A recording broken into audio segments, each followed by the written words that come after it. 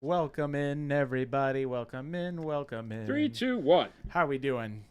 What? Isaac Schaefer, Rocco, Scorched Earth, Twisty Farmer, Black Wolf. Hey, Black courtesy Wolf, of we know Black a guy. Wolf, we just had him come in. He was here with his beautiful better half, That's right. Bruno. Shout out to Bruno. Shout out to Black Wolf. Black Wolf, thank you for bringing in He's these like, models. wait a minute.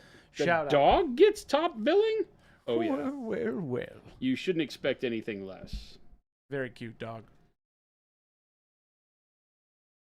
But yes, courtesy of Black Wolf, thank you so much for donating. Cats, Plum Crunchy, Isaac Schaefer, T. Schmid, Scorched Earth, Devilfish build? Question mark. Yes, Bruno gets top billing, says Black Wolf. Super cute. Let me grab all my noisemakers. Look. Look, it's a So Black Wolf fish. gave us this. Yeah. He gave us the whole combat patrol. We had a whole debate on the landing and standing and Or all whatever that it's stuff. called. I think it's called a combat patrol. Right. It's like this and 2 squads of fire warriors and a commander. And a will to live. And a will to live. And he gave us this. So he donated to the greater good, an army, a subsection of the army. That's and right. now he has a devilfish. Thank you so much, Black Wolf. Already built Again, because I hate this model. I hate building this model. you hate building this model. This You is like an it. old model. Hey, Sledgehammer. And this is back when Thank you for GW that, had Brian. no idea how to make plastics. Wow. Now, And Jason. so the sides, the way they go together on this thing, leave the worst mold lines. So the worst join lines ever. Yeah. So, but I glued the engines tight and the gun tight. So there. You know what I should do is I should glue these on too.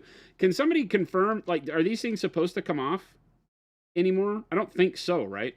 Those are the little drones. Yeah, I don't think they come off anymore. So I don't think I have to leave them loose, do I? Anybody know? Yeah. Anyone? Anyone? Like, if I glue them in there, is it the end of the world? I don't think so. I mean, do you plan on detaching them? I mean, I would prefer Only not if you, to. Black Wolf says only if you want. Like, they don't have to be, right? And Rocco says, hey, gents, since I'm seeing you use the glue, I have to ask, how do I keep my Monument Hobbies glue from clogging in the tip? I just can't get it to stop doing it. Well, all CA glue will do it. The issue is that, and this one is a bad example. This is an old bottle that's been cut because what normal people do is as it clogs, they just cut it and cut it and cut it, and it gets so sloppy with a big hole. Yeah. That's what this one is, right? So it has this ginormous hole in the top. So if you can forgive me that inconsistency, I think I stole this from Philip. He was in the studio this weekend, but we did a quick video on this. The way that liquid works in a bottle that's sealed is that when you put liquid out, you turn the bottle upside down, and the liquid that comes out is replaced with air. Okay, so you can see all the air and you can see the liquid. And as you do this, you know, as liquid goes out, more air takes its place because the bottle is always filled at the same volume. Less liquid, more air. So when you do that and the tip fills with thick viscous glue, and then you turn it back over, that glue fills the nozzle as it drips back down, but there's more air trapped in here than the bottle can hold with the glue that's coming back in. And so the air wants to leave and be replaced by the glue that's coming down. And it doesn't work that way sometimes. The air makes a pocket of glue stay at the top of the bottle. It can't drip around the air because it's too thick. And so if that happens, then you get the glue dry in the tip, and then you got to poke it down. This will happen with every CA glue. So what I do is when I'm done using it, zoom in close. Mm-hmm. I'll use it real quick. We'll glue one of these guys in. So it's happening real time, okay? So I will put a little glue, just a couple of little drops to keep the little bro in here. We'll do like that, so he's pointing kind of where the burst cannon is. We'll do it on the other side. Black Wolf, good builder of models. This model is kind of old, and it's still in good shape. Thank you for being a responsible member of the community and building your models correctly. All right, and same thing here. We'll just have everything pointing that direction, right? So we'll sneak it in there.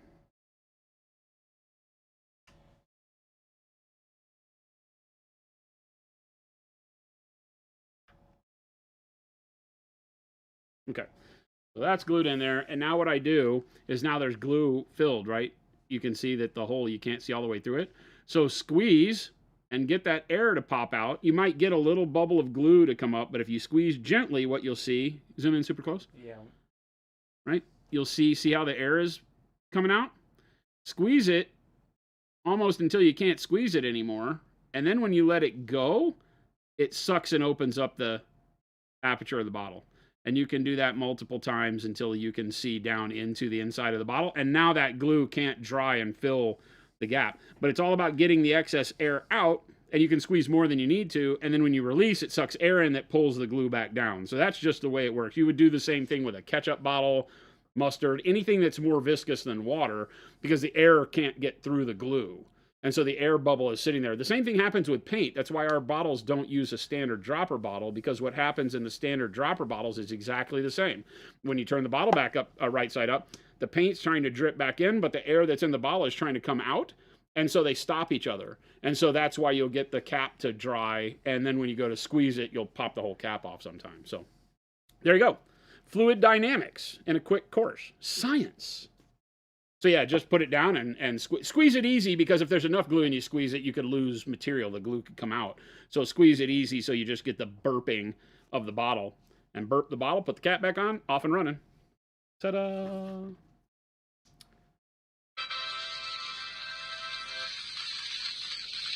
Liquid. That's how you win the game. Great question, by the way. A surprisingly... Hallelujah. Hallelujah. Hallelujah. Hallelujah. See what I'm doing? They did it. Chat comes through again. Tomorrow, hallelujah. Thank you, chat. You're breaking Chris, by the way, because he feels like we should come up with all of these, and you're killing it. Scorched earth. Killing it. Shout out. Pinned message. Instant. Wow. I have no words. Really, I'm really ashamed, actually. He's been walking around today going, I am ashamed we didn't come up with that. How is that even? How is that even possible? Wow. How did we miss that? How the heck is going on, chat? How the heck is this getting past us? Rocco says, thanks, Jason. I've tried squeezing the air like you said, and I think I have too much dry glue. Any suggestions? First, you got to clean it. Yeah, if you have dry glue in it, then you need to clean it. I suggest using a drill bit. It works really well, and the drill bit isn't going to have any damage to it. Should you, what am I trying to say? Should you get glue that sticks in the drill bit? I use this, right? My little bit holder, nice. And you just go down and pull it out. It'll pull out all the dry glue in the threads. You twist it to drill in, and then you pull it out. You don't go reverse twist. You twist it through, and then you pull it, and it'll pull all the dry glue out. And then you just take it out of the thread of the drill bit, and you're good to go. Jason, sir. I think this is a good segment because we get this question actually a lot about airbrush priming. I'm about to do it. And what kind of tips you might have while doing a bigger vehicle while you're airbrush priming. Holy cow. Isn't that what we're doing today? Did somebody just ask that, or did you just make that crap up? We do get that question quite a bit. He just made that up. I got all excited thinking chat was like, hey, you know what? I need some help when priming larger vehicles. How do you create a zenithal style highlight on a vehicle? That's right. I pitched that up. Well, chat, let me tell you. That's why they pay me the bug bucks. The bug bucks? The bug bucks? The big bucks. What the heck are you talking about? So priming vehicles, Jason. We want to hear all your tips. I won't do it. I won't do it. I don't like the whole monkey dance. No, but that's a good one though. I don't like the you will perform. Somebody did ask that in chat. They didn't ask that. They did. No. I will. To be fair, they have asked that one for sure. Specifically when it comes to airbrushing. And in big what models. year was that? It was definitely this year. I'm being genuine. I'm 100% being genuine. Okay, bearded bunny. Okay, bearded bunny. Just because you asked, I got you. Oh man, I got you. Bearded bunny. I'm going to. I won't dance. So Jason, pitch this up to me. What are you doing? Airbrushing. What are you doing though? Okay, so vehicles are no different than anything else except for the fact that they don't... Okay, most vehicles don't give you the ability to do a nice zenithal because they don't have enough verticality to them, right? The thing that makes zenithal highlighting work, or pre-highlighting, whatever you want to call it, is that we have verticality to most of the models we paint are humanish, right? Humanoid, monsters, you know, everything that we do has more of an upright stature, even if it's, you know, hunched over or whatever. And so the body being kind of a vertical cylinder of volume makes it easier to then pick an angle to downward spray and pick up the muscles and all of the details on it. So that's what you've been seeing us do. We pick 10 or 2. Okay, so imagine what happens when you pick 10 or 2 on this thing. This thing doesn't have a lot of verticality. Yes, it's taller than a miniature when you look at it, but it's spread out. It's more horizontal. And when you're looking at it, you're not looking at the verticality of the model. You're not holding it. When you say, what's the money shot for my devilfish? It's not this, right? It's this. Because when you put it on the table the right way, it's this. Whereas a model like this, you don't care. I mean, yeah, it needs to look okay from above, but you're really going to pick the model up and look at it from the shot of, oh, that's rad. Right? You don't pick up the devilfish and go, oh yeah. I mean, there might be some details that you painted from the forward look and the side and stuff that are really cool, you know, like a tiger shark, you know, mouth on the side of your airplane or whatever. But this is the money shot for the vehicle, because this is where all of the paint is seen, right? The top of the vehicle is it. Well, the top of the vehicle won't accept a 10 or 2 or any kind of zenithal, because it'll just be bright. The whole top will be white. There'll be a little bit of shadow away from which angle you choose, like on the side of this thing, maybe this side and this side of this engine, maybe this little crevice here. That'll be it. So that doesn't give enough contrast to be interesting. So tanks are the same way, Land Raiders, World War II tanks, you name it. They're all very similar. So what we do instead is we do what is called, or what I prefer to do is what's called panel modulation, right? Or panel highlighting. And it can be done in a bunch of different ways. You can modulate in directional modulation, or you can do what I consider to just be generic panel modulating. We're going to do generic panel modulating because I think it turns out really good. That's what you see me do on things like the tanks that we've painted, right? So this is what airbrush panel modulating gives you. That weathered look that's on here is all because of the airbrush.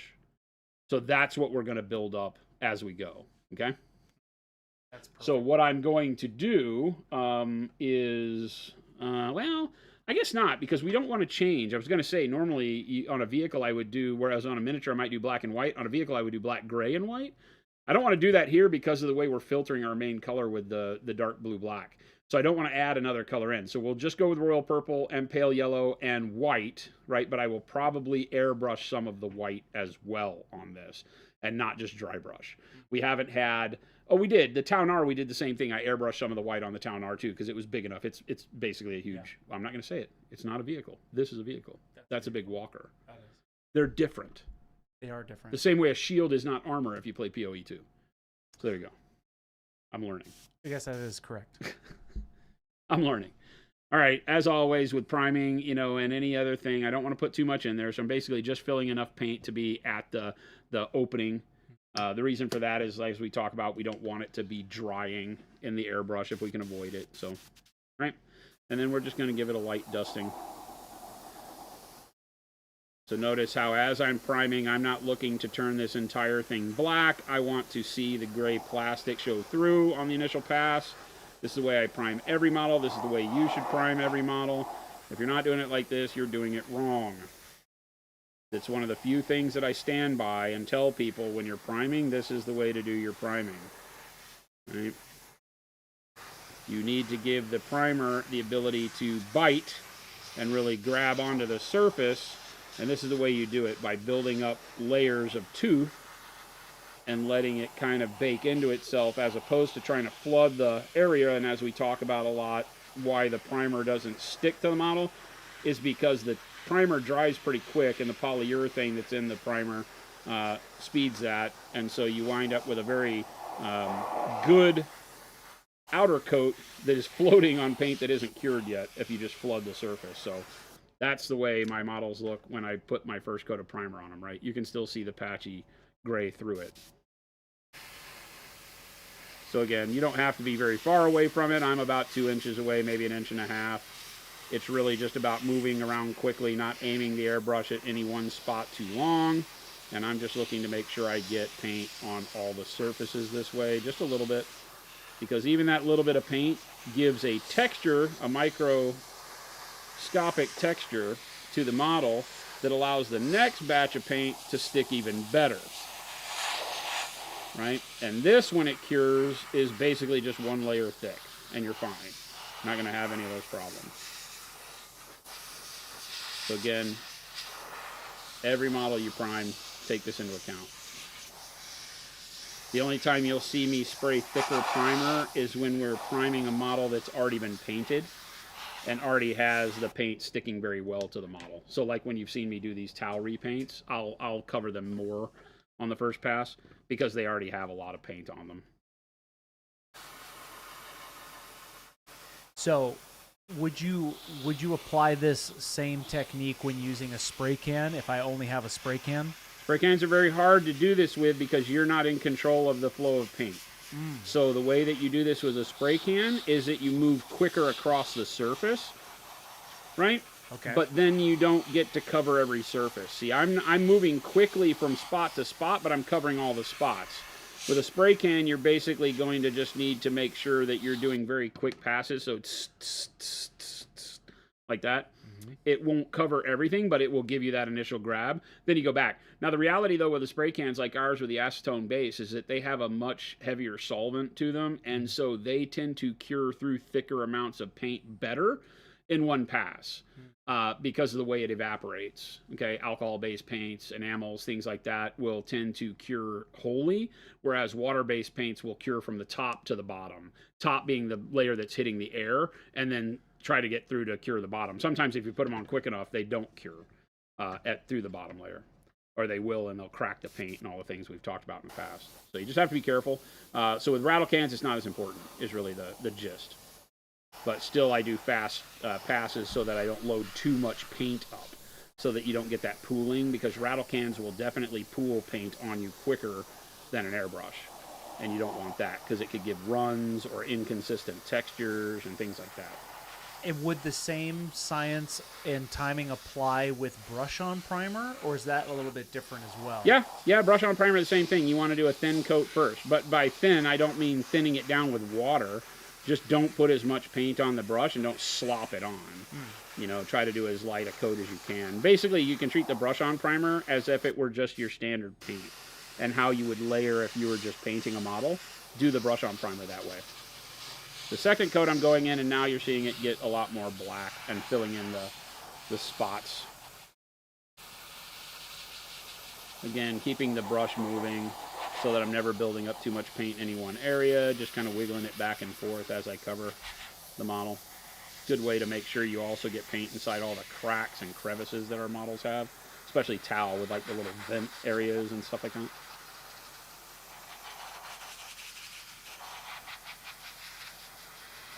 Take the time to do it right. You'll be way happier. You're about to spend a lot of quality time painting the model to make it look good. It all starts with the foundation. Every house you build starts with the foundation.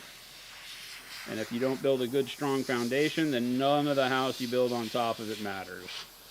And that's what primer is. It's the foundation for your entire paint job, never more so than when you're painting models for playing with, right? If you're painting display models, you can get away with no primer if you're not ever going to touch it, but I would still suggest priming everything.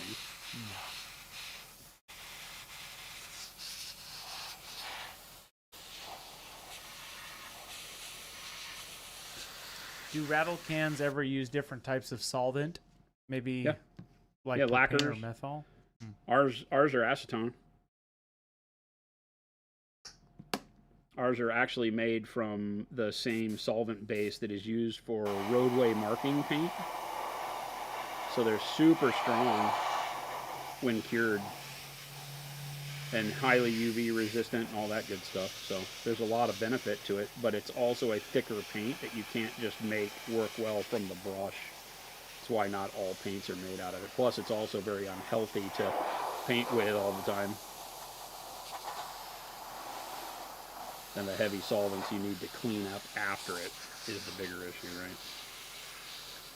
Black Wolf says, "Okay, good. A lot of those seams sanded nice.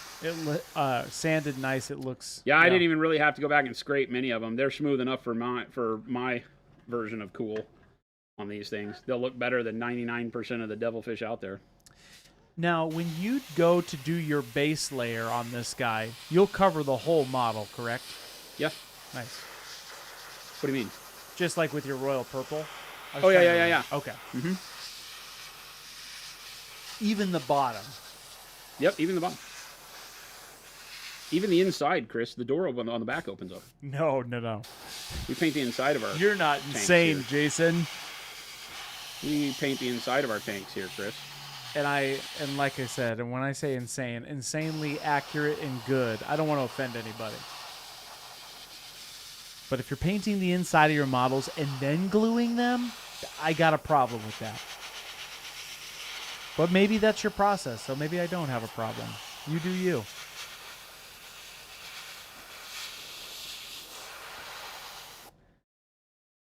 Mm-hmm. Ghost Hunter, he's getting to the bottom right now. Don't you worry.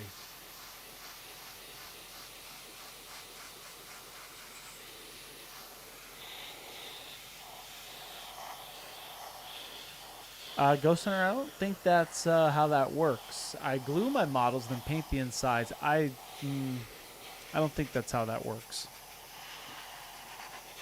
You paint the inside and then glue the model. You don't glue the model and then paint the inside. I think that's I don't think You that's paint how the that inside first and then you glue it shut. You take pictures of it and then you glue it shut. And you do that strictly to bug Chris. Send all of your interior painted pictures along with a video of you gluing it shut afterwards to Christopher. Chris, tell him the engines can be removed for better coverage. No, they can't. Because they're glued. Because I glued them on. What are you talking about? Why would you leave them to come off? What the heck? What kind of hodgepodge nonsense is that? Or as Chris would say, malarkey. No, I don't say that. Kyle says that. I thought that was great. Kyle says that I say that because of my mustache. My mustache. Chris, mustache you a question. Ellie did say that to me today. What? She said, Chris, I mustache you a question. After the leadership meeting, she looks at me and she's like, hey, Chris, I mustache you a question. And I said, were you holding on to that whole meeting? That is awesome, by the way, because you know that's like totally her. That's totally an Ellie joke. Yeah. It's such a wholesome way to do it. Ellie is nothing if not wholesome. Yes. Shout out to Ellie. Doing the Okay, Lord's did you work. notice that she and Bree were dressed identically today? It was a little eerie. It's very, very, they're very like, coordinated. Stepford Wives weird. Like it's like a really weird thing happening in our office today. Yeah. The finance department dressed exactly the same, and they laugh together, and it's like you're in a weird, like you know that the world is a what's it called? How we're living in a simulation. Simulation, yeah. That's how you know it's a simulation, because the two of them together, that's not possible. I don't know, man. It's statistical impossibility. For those of you who are tuning in, we're priming. Jason's kind of demoing some priming tips for vehicles and zenithaling vehicles. So we're priming. A lot of you have been asking that. Or have asked about that in the past, so this is a good demo day. Paint a tank. Kind of. It's a devilfish? It's a devilfish tank. It's a grav tank. The same way like the Eldar tanks are tanks. This is a devilfish. It could also be a hammerhead because they're the exact same. That's why he didn't glue the cockpit thing in. Jen said they planned that specifically to mess with you. I know, they told me. Wow. It's horrible. That's great. I have to rethink this whole thing now. Did I hire the right people? What's going on around here? Who's in charge? Who do I blame? Who do I call? Who do I call? Who do I call? Because they are also the HR department, so makes it really sticky. Sticky situation. I don't know what to do. Chad, I need help. No, he's fine. You will use a lot of primer. This is the time where I would rinse it out after 2 passes. Okay, why Because is that? now I'm starting to get dried paint in the brush. And so I know that after 2 passes, I'm going to go and do a quick rinse with the eye wash bottle. And you're going to see that there is, let me move this, I don't drip water on it. You'll see that there's a dark ring around that where that dried paint is starting to build up. And I don't want that. So I put the paper towel in there, make sure that I reach down and pull it out, not push it down. Looks good. Then I go back over here and rinse it a couple more times. When I'm rinsing the airbrush out, I'm not running air through it. Notice this. So I have not blown any air through this. I'm doing 6 or 7 cup loads full of water. Then I'm taking my paper towel, and now I'm just full throttle blasting it out. People ask about back pressure and back flushing your airbrush. The only time I ever back flush my airbrush is now when I have semi-clean water. And I'll give it a quick hit to loosen up anything that might be at the tip of the needle. And then that's it. No more than that. You don't want to be forcing, because path of least resistance starts to not be through the cup for air. It starts to be through the rear seal if you do that a lot. So don't do that. And only do it when you have water or cleaner in it, not when you have paint. Because you will force paint back through the seal, and then the seal is compromised, and now you'll have a bad airbrush. You have to change that seal, or it will tear the seal or cause you all sorts of problems. So. All right. Because we're not switching colors, I don't have to have it be perfectly clean. I just want to make sure that I don't have any buildup in there, and so now I've got, can you go back to the other camera? Now we've got a clean airbrush to start again. And then we just do it again until we're done. And what about Bud's asking here? What hey, about it's a new Bud. What? Bud Dwemer mode. This isn't the regular Bud? Not the regular Bud. It's the new Bud? It's the new Bud. Well, hi, new Bud. Do you ever run alcohol through the airbrush? I don't, but you can. IPA?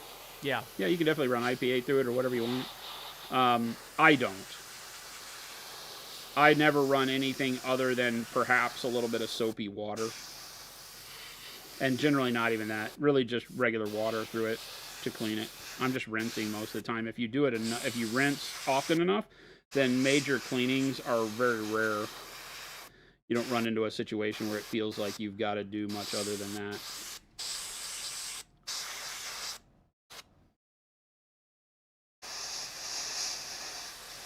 And then whenever I have a situation where I've got to like break down and replace a seal or something, then I'll probably do a major cleaning. And again, throughout this process, how many times do you like clean it out? It's just all based on feel? Yeah, generally every 2 cups of paint that I go through, depending on what I'm doing. If I'm doing really thin paint, then, you know, like if I'm spraying our 1-step, then I might be able to do more through it.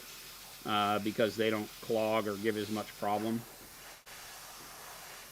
And if you're thinning down with a medium or a lot of water, sometimes you can get away with more. You'll be able to look into the airbrush and see when it has that dried paint going along the sides.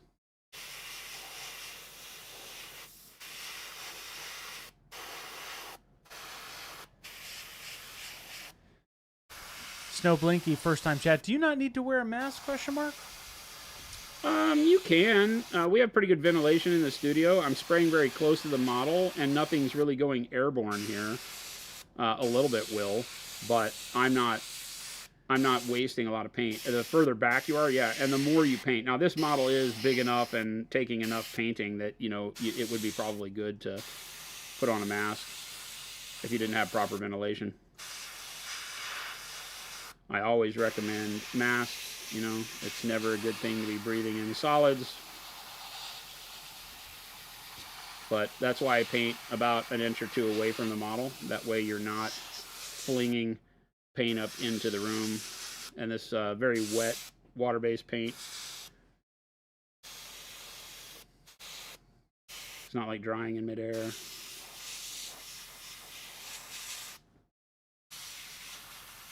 Models take a lot to get primed right. When do you know when you've fully primed your model at this stage, Jason, if you're going to do a bunch of layers on it? Like how much more primer do I realistically Well, when need? you're doing like a matte black, obviously everything's matte black. You know, Yeah. You got the right color everywhere you want it, so you're not seeing gray. That's the first step. You know, looking at models like this that have tons of undercuts and panels and things like that, that's the difficult thing, is that you just have so many lines and indentions and things that are places where if you're just going fast, you can miss. And so I just go back over, you know, sometimes the light in the studio here will make it look like something's not painted. I just go back and paint it anyway.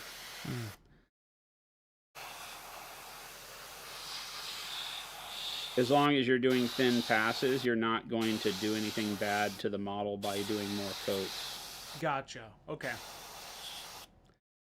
If you're really laying it on, then obviously don't do that, and you can overload the surfaces and start blocking out details. It's hard to do with a water-based primer like this, even a polyurethane one like ours, but it's not impossible. You know, if you were just flooding the surface and not thinking about it, you can make mistakes.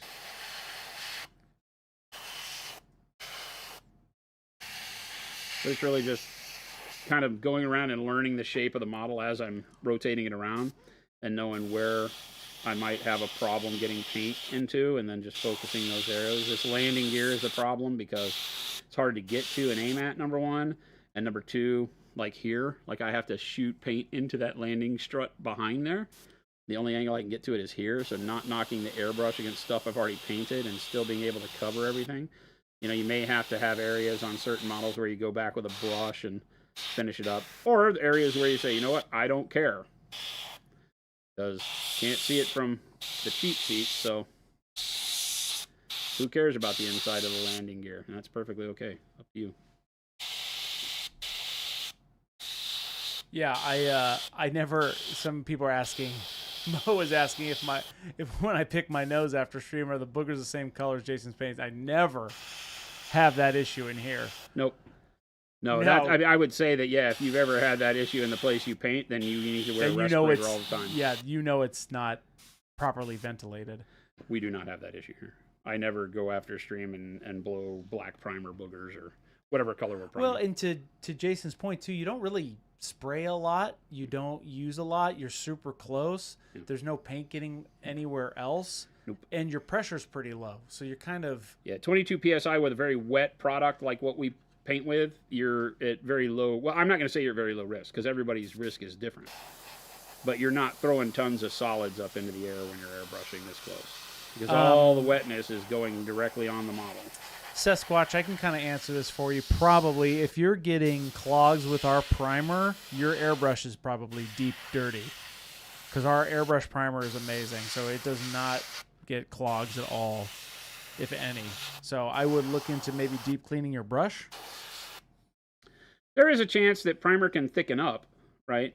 Yeah. If you feel like the paint is thicker than you think it should be, then by all means, you know, you can thin it a little bit, but we always recommend not thinning the primer. Yeah. It stops being primer and starts just being regular paint the more you thin it. So be careful with that. But overall, I mean, you can, if you feel like it's thick and clogging and you want to make sure that's not the issue, then by all means, you know, try it thinner and see if that works for you. But it shouldn't be an issue, like Chris says. Yeah.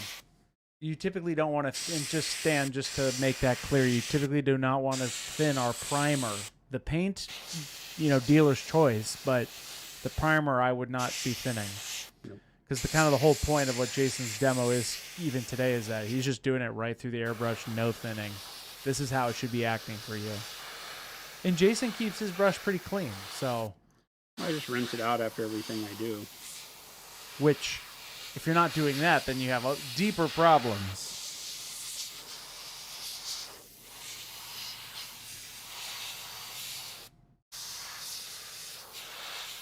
Oh, okay. Thank you. I appreciate that, Stan. What's that? No, Stan was answering a one-step thing here. Where is that?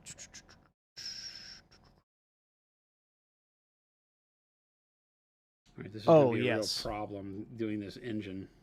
It's my grip. What's your favorite ratio for one-step special sauce, Jason, for when making your own one-step paints? About 3 to 1 is what I've been saying. Right? So about 3 to 1 with Procryl.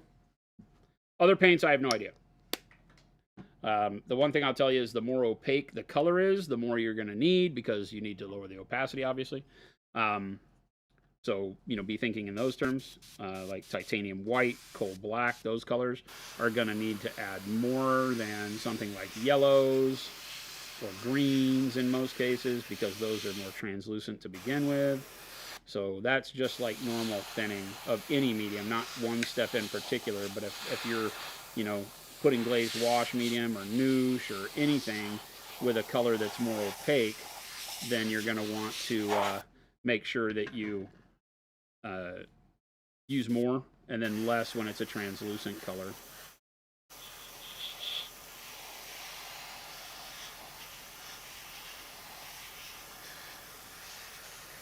And then again, I need to just lightly dust this one. And I'm going to paint my fingers a lot here.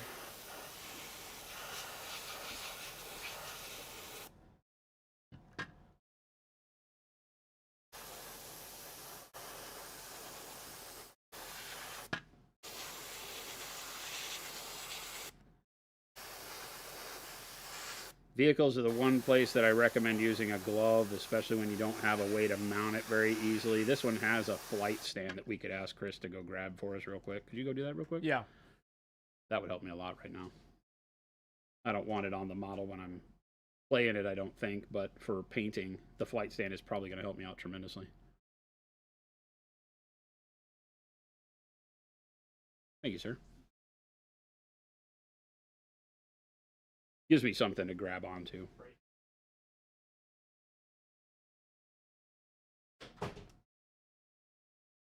What's the difference, Jason, between one Perfect special sauce and glaze and wash medium?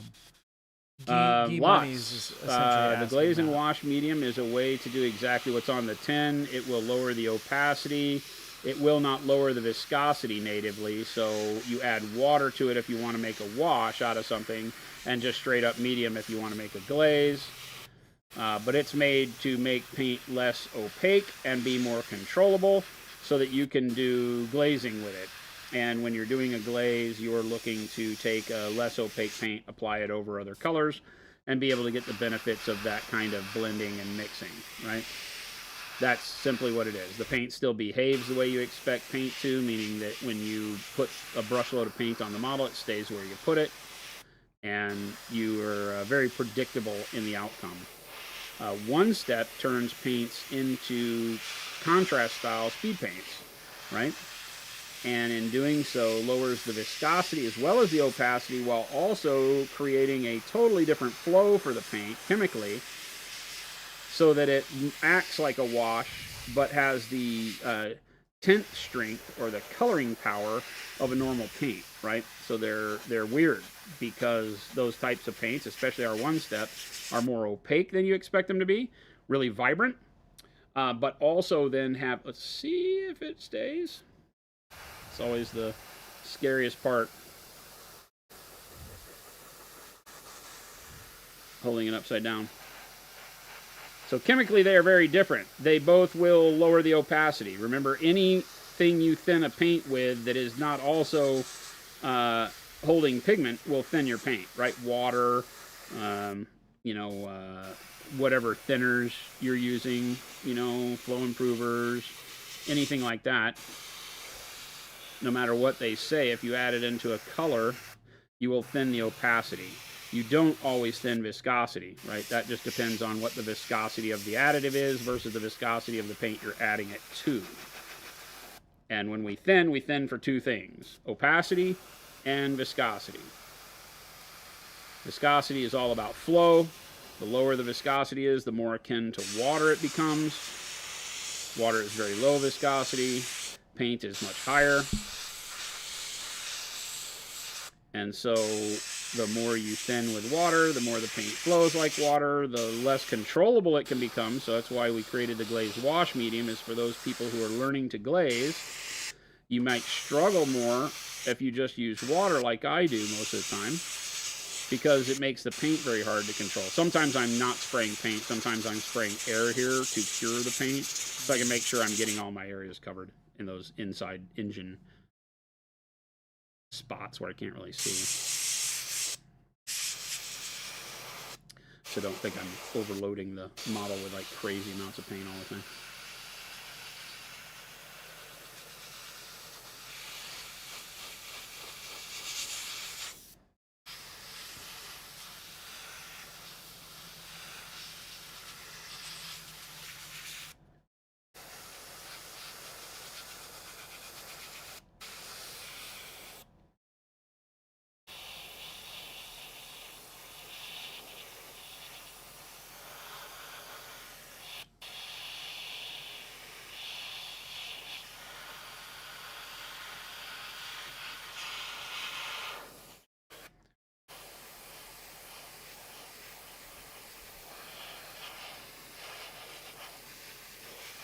Very satisfying priming a model of this size.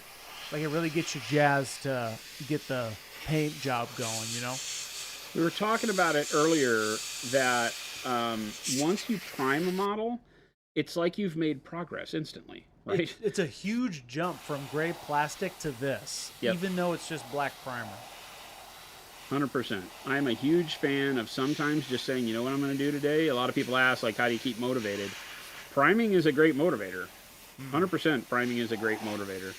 It will say, oh, look at that. This could be a real army, or this could be a real figure, you know, whatever it is you're painting. Yeah. As opposed to a thing in a box on the shelf. So sometimes I do, I say, you know what, I'm just going to go, and my goal today is to get this army primed. And just have that be the only thing I'm looking to do. Fine. Mm-hmm.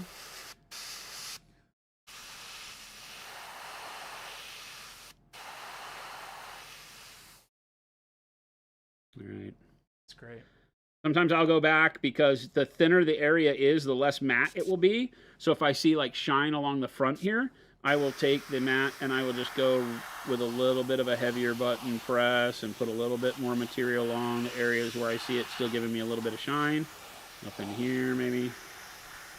And then I'll just hit that with air and see if I've knocked the shine off, because that's how I can tell that I've got a good amount of paint on there. I get a nice matte surface. We've knocked a lot of that shine off the front now, especially with our paint, because our paints are so matte that they don't reflect a whole lot. So you shouldn't have a lot of shiny areas. Any areas that you do see that shine, like I said, just go through and give them a dusting, make them wet again, hold the model so that you can see, because you're spraying black on black, so it's not always easy to tell where you're putting the paint. So hold the model to where in the light you can see the wetness you're putting on it, and then make sure that as you can see that shine, those bright spots, then just use the airbrush for the air bit, and go back and just watch them cure, and you should see all that shine go away just like that. So now it's back to being flat, right? And I just kind of, that's all I do. Look at the model, see where it's shiny, more shiny than I like. Get it to where it's wet, and then hit it. This is one of the, as you were saying, satisfying things. This is one of the most satisfying parts of priming for me. Yeah. Is knocking the shine down on areas. Yep. As I go back and just make sure that I've got a good coat covering everywhere, because vehicles are tough. Vehicles are big, broad areas of plastic, and sometimes you think you've got them covered well, and really you have a very thin coat of color on them. So another big treat with matte components like our matte primer is if you have any areas that are a little bit shiny, I guarantee they're too thin. And Jason, with our primer in particular, how long do you typically wait for drying time? You know, you're going to watch me today. As soon as this is dry, we will clean the airbrush. Or as soon as I'm done spraying, we'll clean the airbrush, and then we will load it up with more color and go for it. So I would quick, not Sandwich dry Bro. brush over this. I would not put tape over this to mask it off until probably tomorrow, if that's what something I was going to do. I don't ever do that over a prime coat. If I'm going to do any kind, like let's say I was doing this and I was painting Raven Guard, I would never let the airbrush base coat, you know, black be the black color for my army. I would always go back over it with more color. Chess Boxing Ogre says, I may have missed this answer, but why not prime in purple? Does the black really show through much once the purple base coat is applied? Yeah, since we're using royal purple, it's a great question. Since we're using royal purple instead of dark purple, and it's not as dark natively, the black keeps it honest as a shadow color is the way I would say that, right? And because I did that and was very happy with it on the test model, then it locks the whole army in for being treated the same way. One of the things you got to remember, that's not a step I'm willing to cut out if it looks good on the test model. And again, royal purple is a bright color. If I just, the royal purple is not a primer color. Could I do dark purple and then put royal purple over the top of it? Maybe. That doesn't seem like the way I want it to look, though. I want that really, really dark contrast that really only black can give. See, this side's shining a little bit more? Yeah. So, again, just on these big, flat, open areas to guarantee I've got them covered well, just go in and lay another wet pass. Not a lot of paint, just to where I get a little bit of sheen from it, and then air only. And that gets rid of all of that shine. If any areas are still shiny and look like I buffed them out or something, then I just hit them again.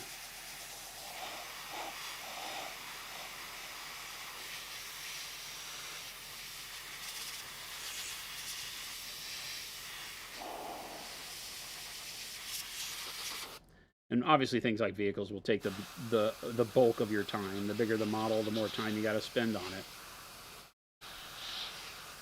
Ray Silver, our own Barry Rubin, 110 months. Oh God, you hit that clapping and it's the same frequency as the air spraying out of the brush, and I stopped spraying and all I could hear was the clapping, but it didn't sound like clapping. It sounded like my airbrush was still spraying. I'm like, what is going on? I didn't realize that. Hey, Rubin, 110 months. Boom, That's there you awesome. go. Primed.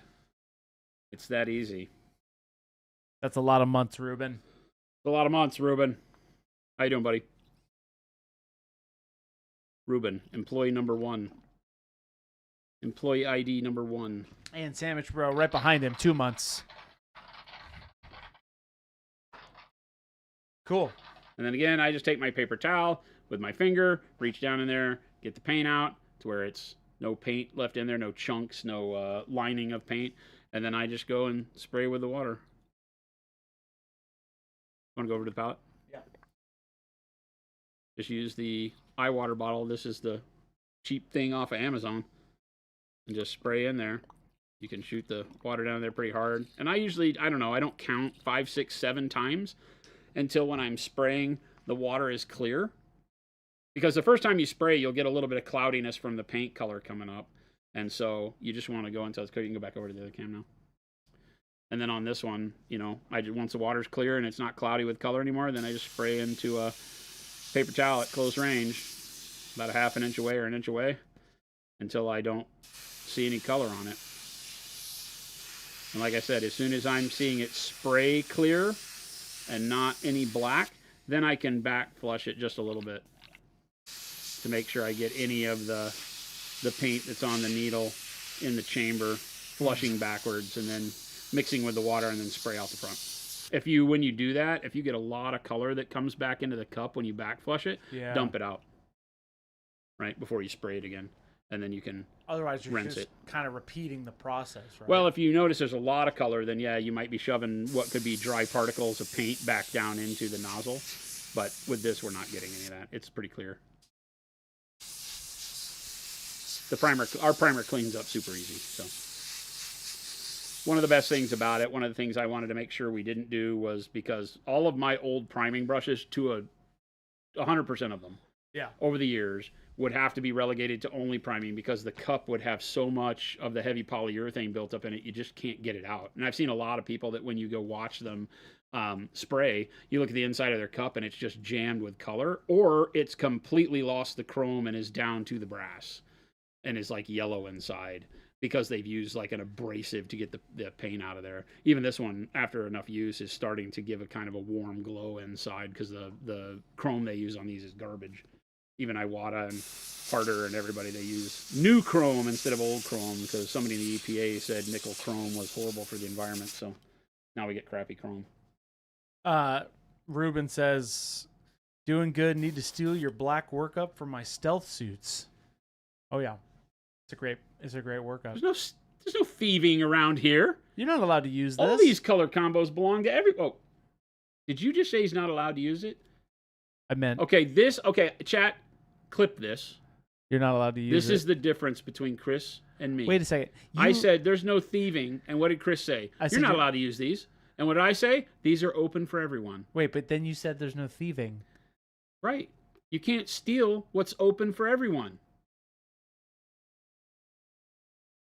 Chat, it's a good thing you have me. That's what I'm going to say. What? Oh. I don't know. All right. I'm out of royal purple. I'm going to use whatever's left in this bottle. I have another bottle over here. Oh, you do? Okay. Yeah. Okay, so you're doing royal purple. I think Gabe brought one. So you're doing royal purple. Explain this stage of the priming process. This is just a base coat. This is just a base coat because now we're underpainting, right? So this is just a base coat. So we put royal purple in the brush directly, no thinning, because I would need vibrancy out of this color. I'm not worried about it. Royal purple is a little bit less opaque anyway because it has a lot of magenta in it. So we don't have to worry too much about thinning it down. We're going to get a really good color out of it no matter what, and let the black show through. There might be a little bit of water in the brush still, so what you're not seeing me do off stream is I'm taking the brush and I'm just spraying a little bit, making sure that there's not an overabundance of water in the paint so that when I go over here it doesn't flood the model too badly.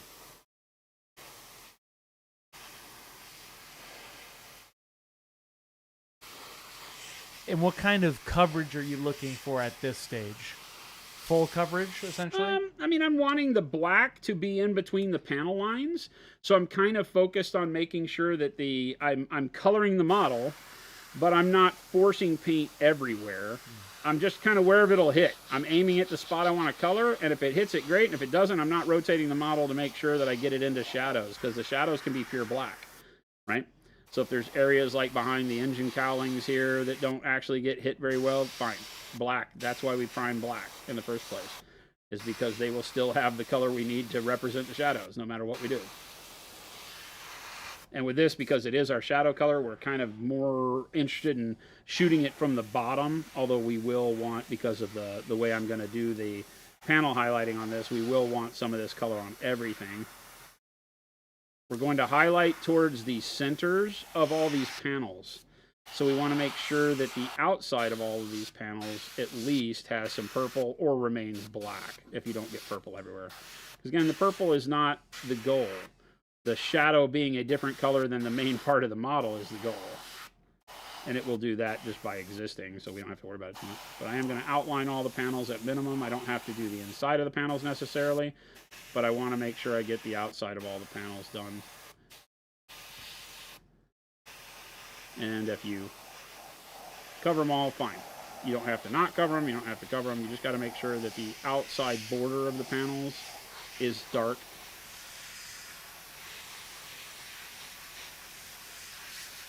So it's up to you how much detailing you want to do here. Like, again, like I said, you don't have to worry about it too much.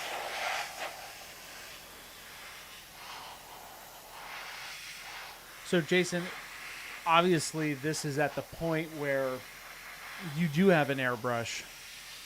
Can you do this with just a regular brush?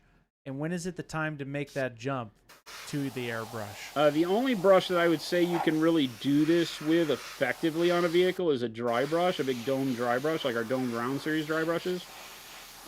Could you do it with a regular paintbrush? Sure, you're going to probably hate yourself because the regular paintbrushes, you're going to spend most of your time hiding your brush strokes. And so that's never fun. So I'm always saying that, you know, you can do a more smudge style painting technique with a round dry brush. And those can look really good on tanks. It is going to have more texture, so you won't ever get this smooth. Can you with a brush? Sure. Anybody watching this that's one of those that loves painting tanks with a brush, we know, we see you. You're psychotic, but we love you. We have a hotline for that. We have a hotline for that. Sid just says, but how are those panel lines still black despite spraying directly at them? Well, the panel lines don't have to stay black. What panel line on top of this tank would be black? That's what I don't like about, like, if you're coming from the scale model world, the panel lines on the top of the tank don't necessarily get darker. But you'll see the way we put brighter colors on this. Because remember, my models are not purple, right? This is just a base coat color. This is an underpainting color. And so you'll notice when I paint, what happens to this is that the purple may be the shadow that you need on the inside of some of these lines. Okay? But remember, if the sun is coming from up above, what panel line on top of the tank is going to be dark? It's not. The sun's going to get in it. You got to remember that only the panel lines away from your light source will be, or if they're super deep and the panel itself creates a shadow, that could be a case.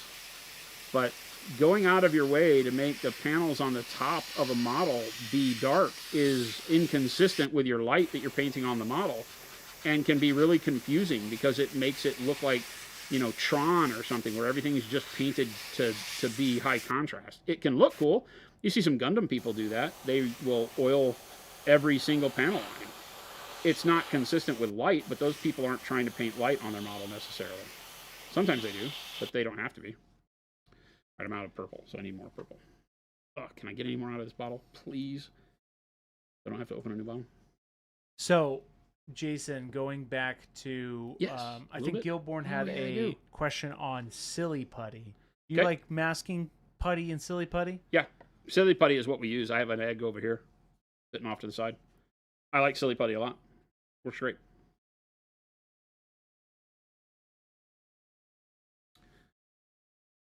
All right. All right. That flight stand's helping. It is the lifesaver for this thing because it's just an odd shape, so I can't really do a whole lot to hold it without really messing things up, right? So at this point, when do you know is the right time to stop this layer? When I've got everything covered in purple. So where it looks like, as sloppy as it may be, it looks like I was trying to paint the model purple. That's the whole goal. Okay. You know, the shadows around the doors and stuff are good. You know, you've got areas where maybe you don't, you know, you're going to paint like white. You know, if white is my highlight color, I know the inside of these is going to be the Payne's Gray non-metallic, you know, then I don't have to do those. So that's up to you, right? If you have areas that you know are going to be different colors, these antenna probably aren't going to be needing purple on them, but I'm painting them anyway, because with my philosophy is that it's better to put paint on a thing when you're doing it and not try to be efficient with saying, oh, but that's not going to need the purple, because you might change your mind later. You might think the purple looks really good on certain things, and then if you haven't painted it, that's the problem. So I typically paint, like I know the guns on these drones aren't going to be the Army color, but I go ahead and paint them that way anyway. It's okay.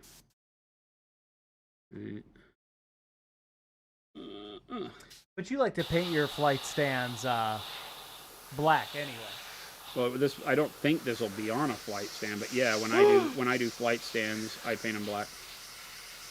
We had a very large debate before this stream today about him having to use the flight stand in gameplay. Because my thing was like, well, it's hovering technically if you use the flight stand. If you don't, it's landed. That's true. It's not true.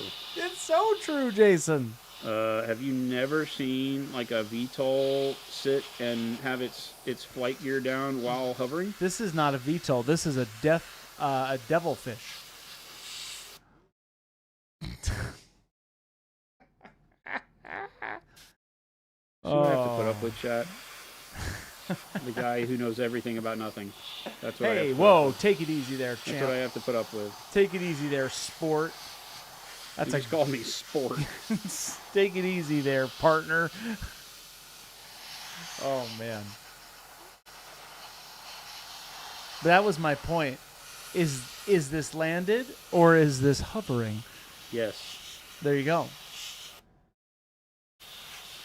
Jarls, so why can't it land? No. That's what I was saying, Jarls. It could land from point to point.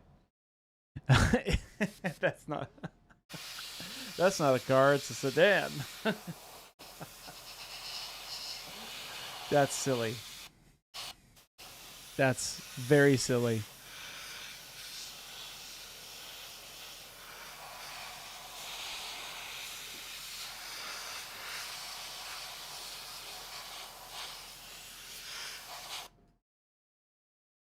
That's good enough for government work.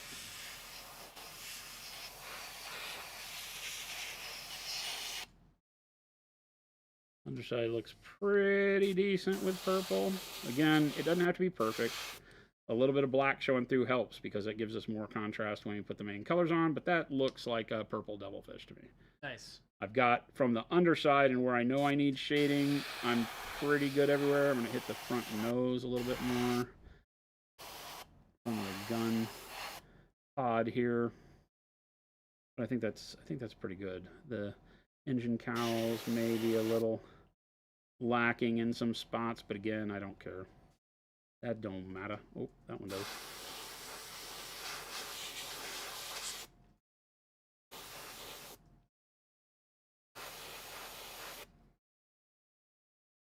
Alrighty, there we go. Purple devilfish. Cool. So now this is kind of that stage of where you'll decide to do the zenithal. That's what we were kind of talking about earlier today, chat. How we're going to highlight the panels, right? Because when we want to do the because remember, we're still doing this the same way. I've got a little paint in the cup, so I'm just going back and on the top panels, filling in where I didn't really do the middle of the panels, just because I don't want to waste paint if I don't have to.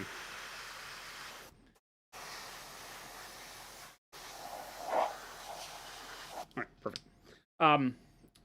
Yeah, so now we have to do the highlighting. And whereas we normally have, like we talked about, the verticality of the model shading itself, basically, the whole idea of a zenithal prime. Oh, I need those.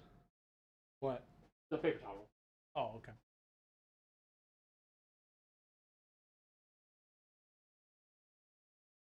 You know, when we spray downward at a model that is in, human form. Yeah.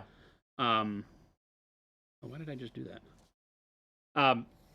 We get the model blocks the light and creates the shadows without us really having to think about it, as long as we make sure that the airbrush is always firing at the model from a similar direction, meaning usually 10 or 2 we talk about here, right? And as long as the airbrush never alters too far off of that 10 or 2 facing, then you get really good, consistent shading across the model by spraying a bright color over a dark color. That's the lovely thing about pre-highlighting that way, is that it gives you a paint by numbers approach that shows you where your brightness and your darkness need to go. And if you're using a thin enough bright color, then it also gives you your midtones. That goes away on most vehicles. Not all, but most times that goes away. You have to do the work. You have to put the highlights where they go. Because if like I said, we just spray this from 10 o'clock, there's not going to be enough contrast on the top of this model to make it look cool. It's just going to be bright because everything's so flat. Right? Again, if I were to spray from this direction where we're looking, the back side of this part of the hull would be a little dark. Of course, the side over here would be dark, and the side of this engine would be dark, and the side of this engine would be dark. Everything else would be bright. And because when we're looking at the tank, those things, whatever direction, unless I turn it like this, then you'll have a little bit of darkness here, and darkness, darkness, darkness, but the rest of it's just going to be super bright. And you could say, but Jason, that's the way light works, and it would be bright that way. Well, we do need some interest on the vehicle, right? And what I'm about to show you with panel highlighting preserves that interest while also being able to make it feel like it's in a uniform lighting situation, right? And we're going to do it with pale yellow and white. Remember, because those are the colors we're doing our pre-highlight with. The pale yellow, very thin over the top, will set up everything we want it to do. Then we'll build that up to where we get brightness, and then we'll go back over it with white, and then a quick dry brush at the end of white to catch edges before we do the filter. And we will get perfection. I don't really care about cleaning when I'm going in between colors like this that are going to go over one another. I'm not really concerned with how clean the airbrush is. I want to make sure it's not blowing purple out of it. But if it's pretty clean, then we're good to go. Because we will overtake what little purple is in there very fast with the yellow, and the first bit of yellow won't matter if it has a little bit of a purplish hue to it.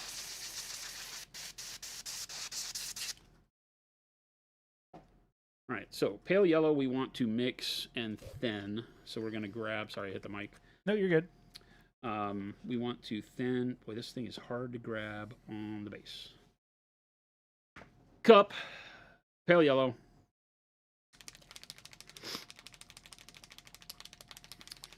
Where will the light source be? You can choose. But you'll see that the way that I paint these, it doesn't really matter that you choose one, because what you're going to do is highlight towards the inside of each panel. Now, if you say you want the light coming from 10 o'clock, then you can highlight towards that corner of the inside of each panel, which is what we're going to do. Okay?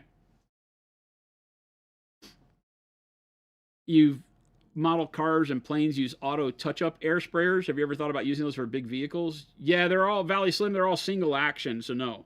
They're pretty big too, aren't they? Well, you can get small ones, but no, they're all single action and a pain in the ass to try to get used to when painting details, because you can't start on the model. You have to start off the model most of the time. I'm not a big fan of them. I mean, I have used them to paint like motorcycle tanks and stuff like that, but no. So your airbrush does it much better. So, all right. So now I've been using just special sauce because we've been showing off the special sauce when airbrushing. And so special sauce does such a great job of being an airbrush thinner that we're going to do that.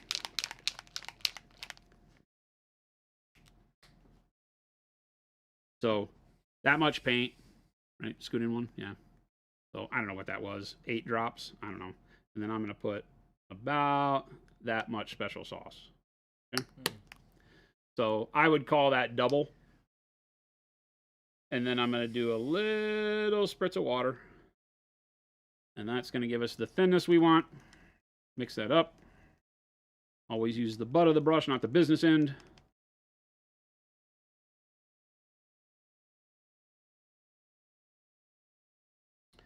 Give yourself a little opacity test. That looks great.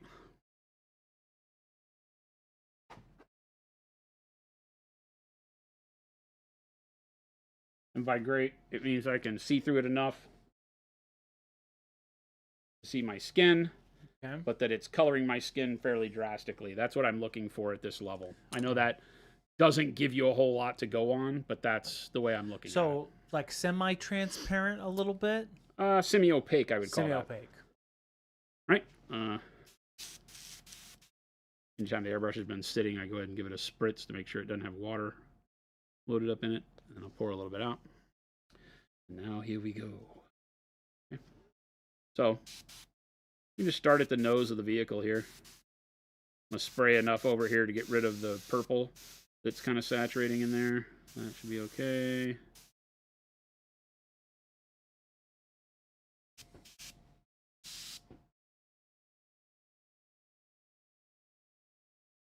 I think I might be a little too thin. We'll see. Okay, so popping close. So the goal here when we're doing this is to keep all of the edges of a panel. So this panel is this weird nose thing with a... We want to keep all the edges dark, right? So the first thing I'm going to do is kind of aim in the middle of the panel. Hopefully you can see this. I'll try to keep it towards where the camera can see. So I'm going to aim kind of towards the middle of the panel, and we can just kind of spritz it in there. Like that. Run it up to an edge. Right, maybe over here.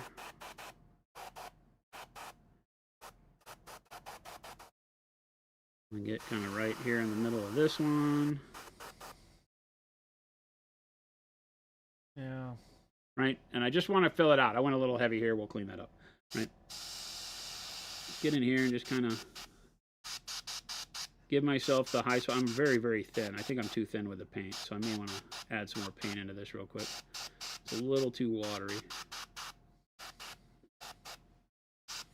We'll go with it and see if I can work it out. The first thing I want to do is just put some highlight spots in here. Call them hot spots, whatever you want, of where I want my color to go.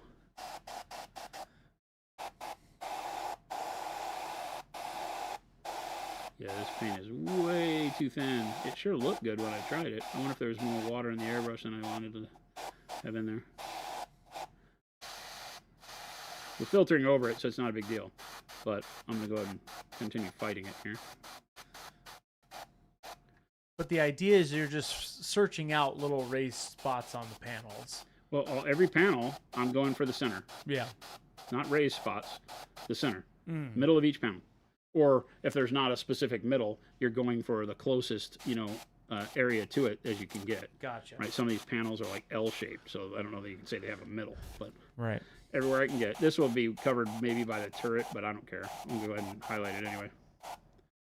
Right, and so here I'm gonna come back in and load this up so I get that little circle to go away. Otherwise, that'll plague me as we add more paint on the model.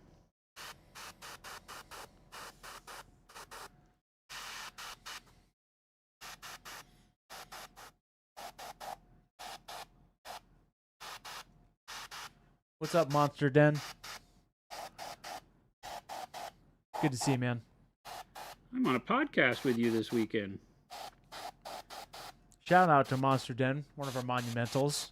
Go give him a follow over on Twitch, all of his socials. Great guy. Okay, so you can see how we've got Lover of Pro darkness Grill. around the edges of all the panels. And it'll look fuzzy. That's the way the airbrush works. Don't worry about it. You're good. Areas like this, I still got to get this little thing here at the nose. When you mean fuzzy, what do you mean? Well, the airbrush is always out of focus and fuzzy. Yeah. Because it sprays in a very I understand what you're soft saying, right. method, right? Mm.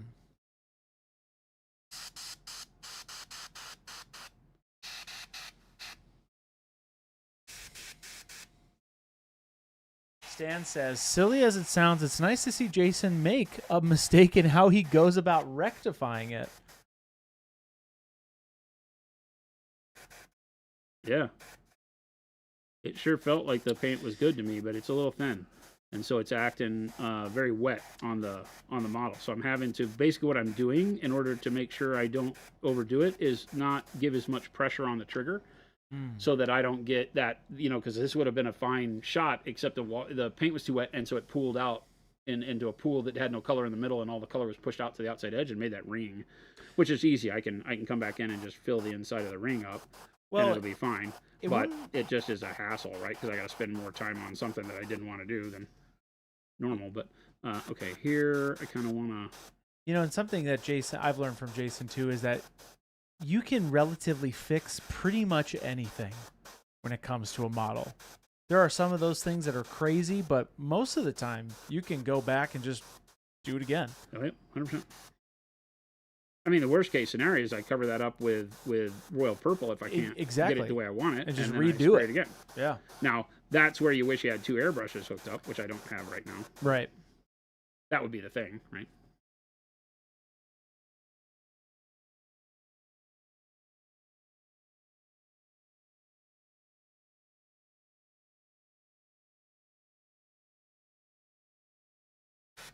You don't want too much of your paint to look like a bunch of dots, so if you can kind of flick the brush and tie the dots together where you can, that's always helpful.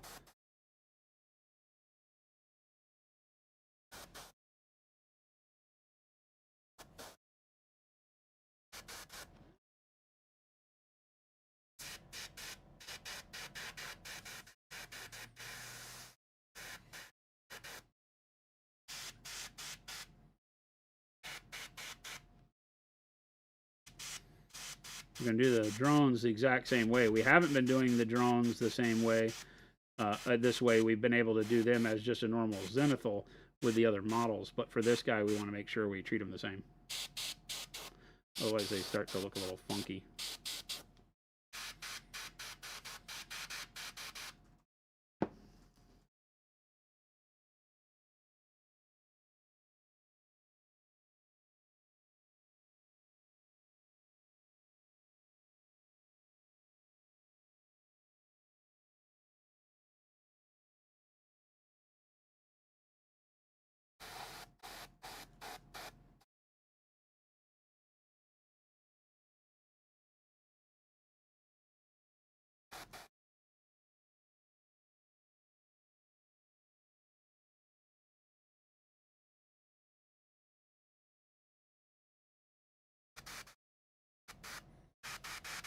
Then it's just a ton of rinse and repeat.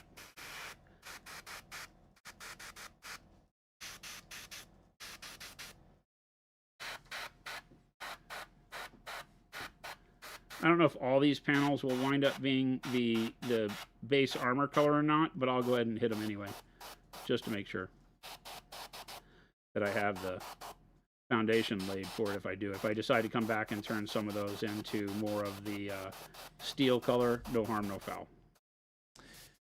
What was the podcast you were on recently, Jason? Somebody was asking. It was Old Grumpy Wolf, and I think he just calls it Old Grumpy Wolf, right? Yeah, I think so. That's his YouTube channel. I think so, yes. Yeah. Yes, it is. Google Old Grumpy Wolf and you'll... I don't know if it's out yet. He was editing it last I heard. Yeah, he Old has Grumpy not sent Wolf. me a link for it yet, so right. Good interview. He's fun.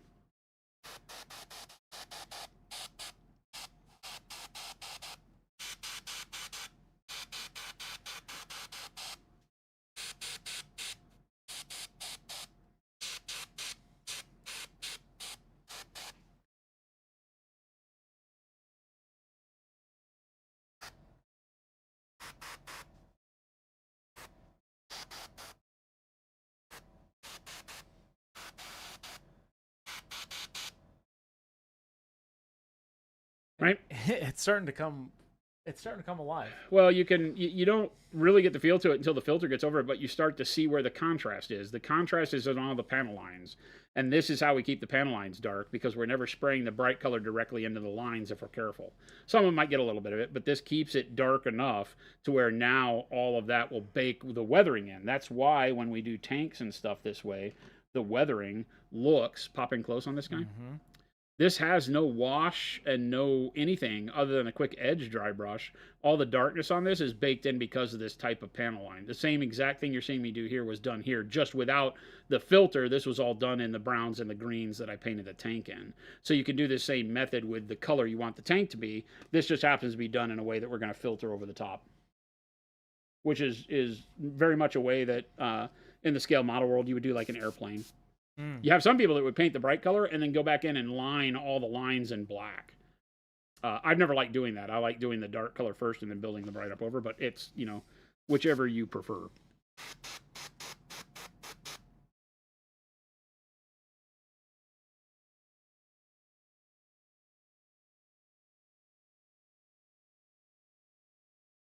And the kind of abnormal shapes that you're going to be painting, you don't have to fill in exact rectangles. They can be spotty. That helps give the kind of variation that a used vehicle would have. It's not going to have every line perfectly straight, because what we're talking about here is the darkness is not always shadow. It's weathered. It's the edging being dark and being like finger oils and hand oils and stuff like that. So, you're not looking for it to be perfect. And I'm probably making it more so than most people would.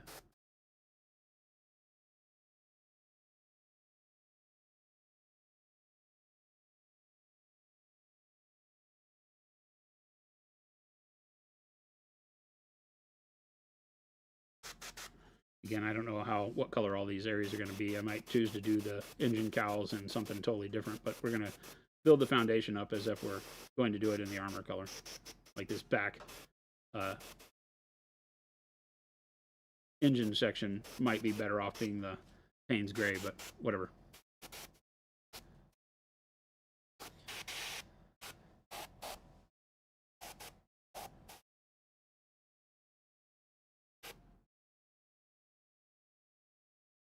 Alrighty.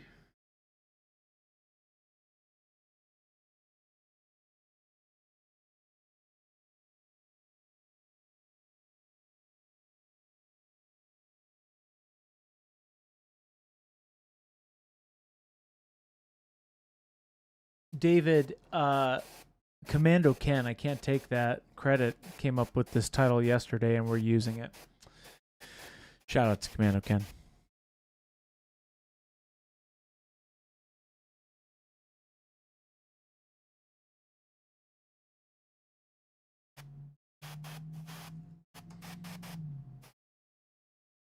Yeah, Black Wolf, it is coming out pretty cool. It's going to be fun when you start to see that filter go over this. That's when it all comes to life. Yeah. Right.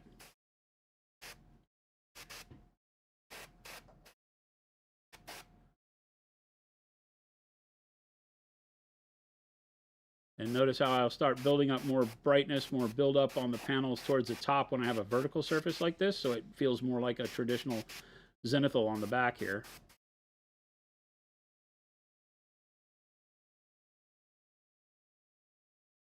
And I'll do less. Maybe I can even do a more traditional zenithal downward on these vertical surfaces, because that just speeds it up for me. It's kind of the same concept. I just do. Well, yeah, because this helps give us, what a traditional pre-highlight would do, but still kind of fits on the vertical surfaces where it's easy to make it happen. Ogre says, okay, when he says fuzziness, does he mean texture or just look? No, just look. It's out of focus. No, there's no fuzziness. There shouldn't be any fuzziness texture-wise. It's just when it goes on there.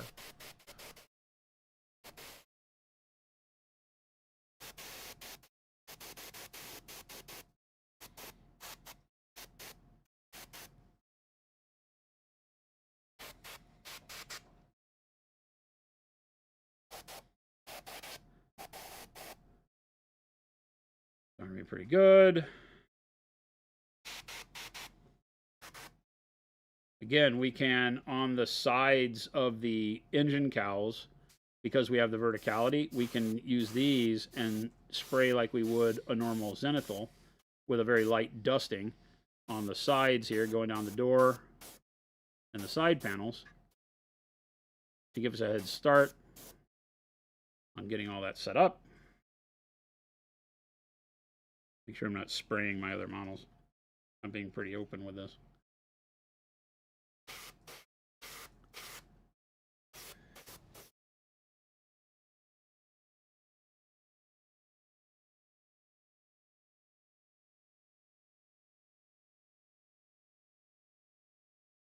Okay.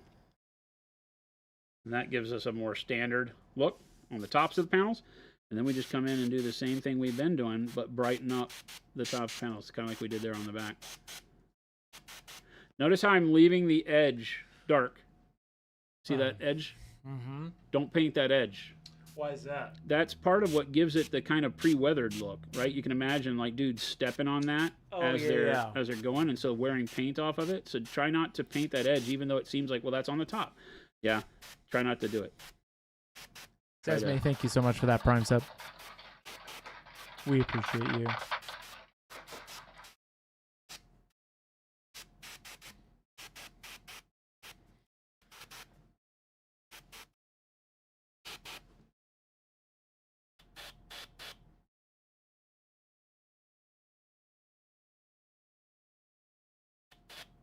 I'm even going to do a little bit of highlighting in areas where it would be normally shadowed, just so we can get some contrast built up. When we do the filter, we can load the filter up heavy there if we don't like the brightness.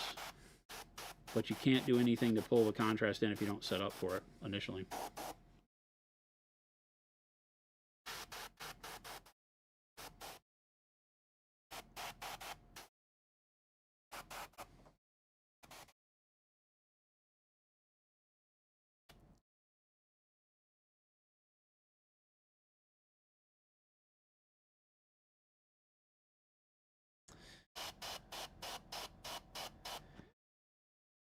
Scorcher says, I love that magical moment when the Zenithal or highlight pass instantly makes the details pop and come to life.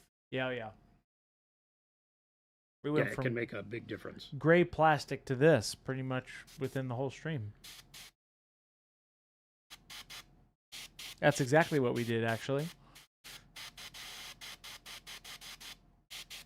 I'm here to tell you the story. That's just silly.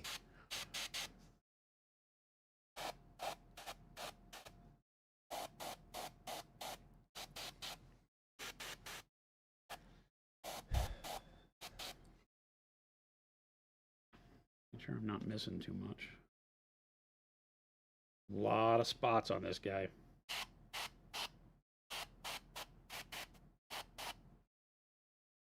So when you do white armor, Jason, can you do a Zenithal highlight for white armor?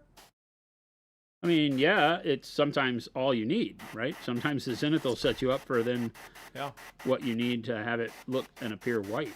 Just depends on how you apply it. I guess that's true. You can set your zenithal up for white with, a lot of grays, and then you can filter it with white over the top, right? Yeah. You could do like Payne's gray and then neutral gray and then just blast it with white from the top. That could be kind of cool.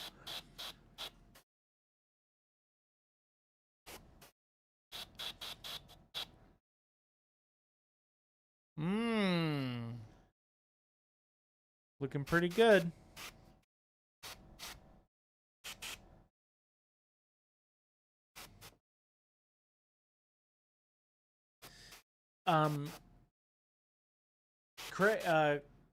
Craig's asking, is Jason going to paint the Top Gun today as well, or just do that separate? No, this is actually a devilfish, so it just has the oh, it's a turret. Oh, it's just a hatch. Yeah, I don't have anything other than the hatch for this guy.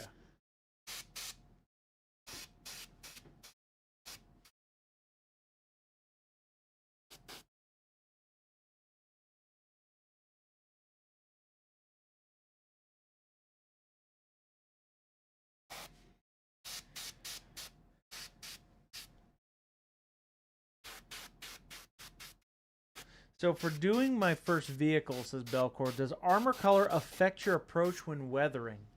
My tank is almost blue-black, wondering if that warrants a different approach.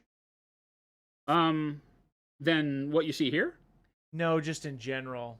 Does armor color affect your approach to weathering? No. Not that I can think of right off the top of my head. I treat them all pretty much the same. I'm always thinking of the fact that the color of the armor is going to be fairly desaturated if it's been used, right? That tank out in the sun or on, alien worlds is going to have dirt and things that have happened to it that are going to make the paint faded.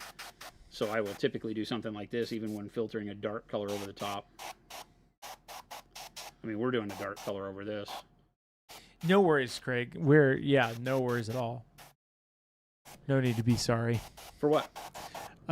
Craig said, my bad, I didn't realize. No, don't Didn't worry realize about what? it. That you were not, that this didn't have a turret on the top. It Oh, just no. has a hatch. Oh, no. Heck, no. You don't have to be sorry for that. Are you kidding me? We will paint it. And the idea is, when Black Wolf dropped it off, I wasn't even thinking, but that, this could be the hammerhead as well. Right now, my list can't fit both. Black Wolf says, do I need to come back and grab the hammerhead turret to build? No, I have it here in a box. It's just one of those things where I never really thought of it. That's why I took the turret off, because he didn't have it glued on. Because he was like, yeah, you just put the hammerhead turret on, and then it's whatever you want. And I was like, oh, well, of course, duh. Wait, that hammerhead is in the box behind you, correct? Yes. Okay. Yeah, the hammerhead is in the box. How big is that compared to this? The same. All it has is a turret with a big gun. They are the exact same vehicle. Oh, okay. As a body. Oh, okay, that's not true. I can't use them as the same because I glued the damn these on. The hammerhead has the bigger cannons on the drones and has a rangefinder on the nose, so it has to be a different vehicle. So I should have just put this in there, right? Oh, I understand what you're saying. Well, yeah. So it's no big deal. I'll just paint that separately and then glue it in. No harm, no foul. It's travesty. Throw it away. Start over. Reprime. 100%. Throw it away. Scratch it.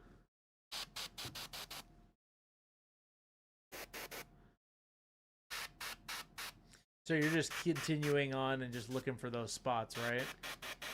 Yeah, I'm thinking that I might have this outside cowl of the engine go ahead and be, the armor color. I might also do it in the silver. But again, like I said, take the opportunity while I'm sitting here doing all of this to make sure I'm prepped for success. Yeah. No matter what color I want a particular part of the model to be. What's it to you? This is a great question. This is actually not a dumb question. Might be a dumb question, but do you guys have any tips for staying motivated? Big Procro fan here. I recently begun painting up some guys for bolt action, but I just struggle with motivation. Actually, literally, we get that question literally every day because we all suffer from it. So first off, welcome to the norm. Yeah. Right? How do I find a way to get excited and motivated about the things I was excited about? Because half the time, The bummer is that you were really excited about whatever you're painting originally. What happened? A lot of times it's the bog down of, well, it's because it's just taking so much time to get it to feel like it's making progress. And so sometimes it's, how can you make some quick progress on a project so that it feels like your time has been well spent? For me, that's what it is 9 times out of 10. I need to do something that makes it seem like it's going quick. This Tau army is a great example of that. I don't do well painting armies, so I picked a very basic color scheme that I can get done very simply. The edge highlighting is mind-numbing, but the contrast in the final product looks really good. So it keeps me motivated that it doesn't matter if what I'm doing right now is mind-numbing. Every model looks rad when it's done. And so it's very basic, so I can do it quickly. I can get a couple of models knocked out in no time and then come back and do it again and again and again. And it doesn't matter. All of the models are working really well with it. So that excites me. I've been very motivated. Should I start losing that motivation, then I typically turn to things like, okay, do I have a book I can be reading? You know, is there a 40K book I can read? I don't know that I want to read any books about Tau, but you get my drift. You know, you can figure something out that is going to help you do that. Or if you work better with just a really cool movie or music track on in the background, you know, whatever it takes you to really feel like you're able to stay focused. Maybe sometimes it's that, okay, today I'm just going to go give myself, you know, an hour and a half, and all I'm going to do is put basing material on all these models. That's what I did on Saturday. You know, I wanted to hang out and paint, but I didn't necessarily feel motivated to paint. So I was like, what else can I do? Because I need to do something today. And so what's it going to be? And for me, it was, okay, well, I just based a bunch of Tau that day and sat around and talked with my friends. And that's cool. So it doesn't have to be, you know, the be all end all. You don't have to make huge strides in your project every day. Just pick something small that keeps it on track. That's what I find works the best for me.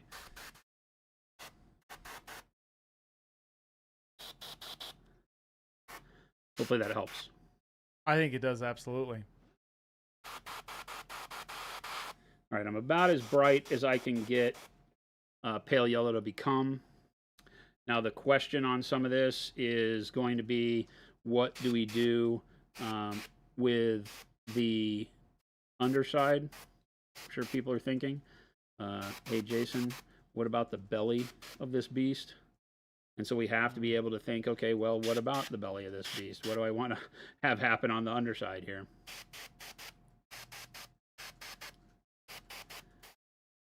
It's probably good to put a little bit on here, but I don't want a lot. So I think what I'm going to do is just front to back, kind of spray almost parallel with the bottom surface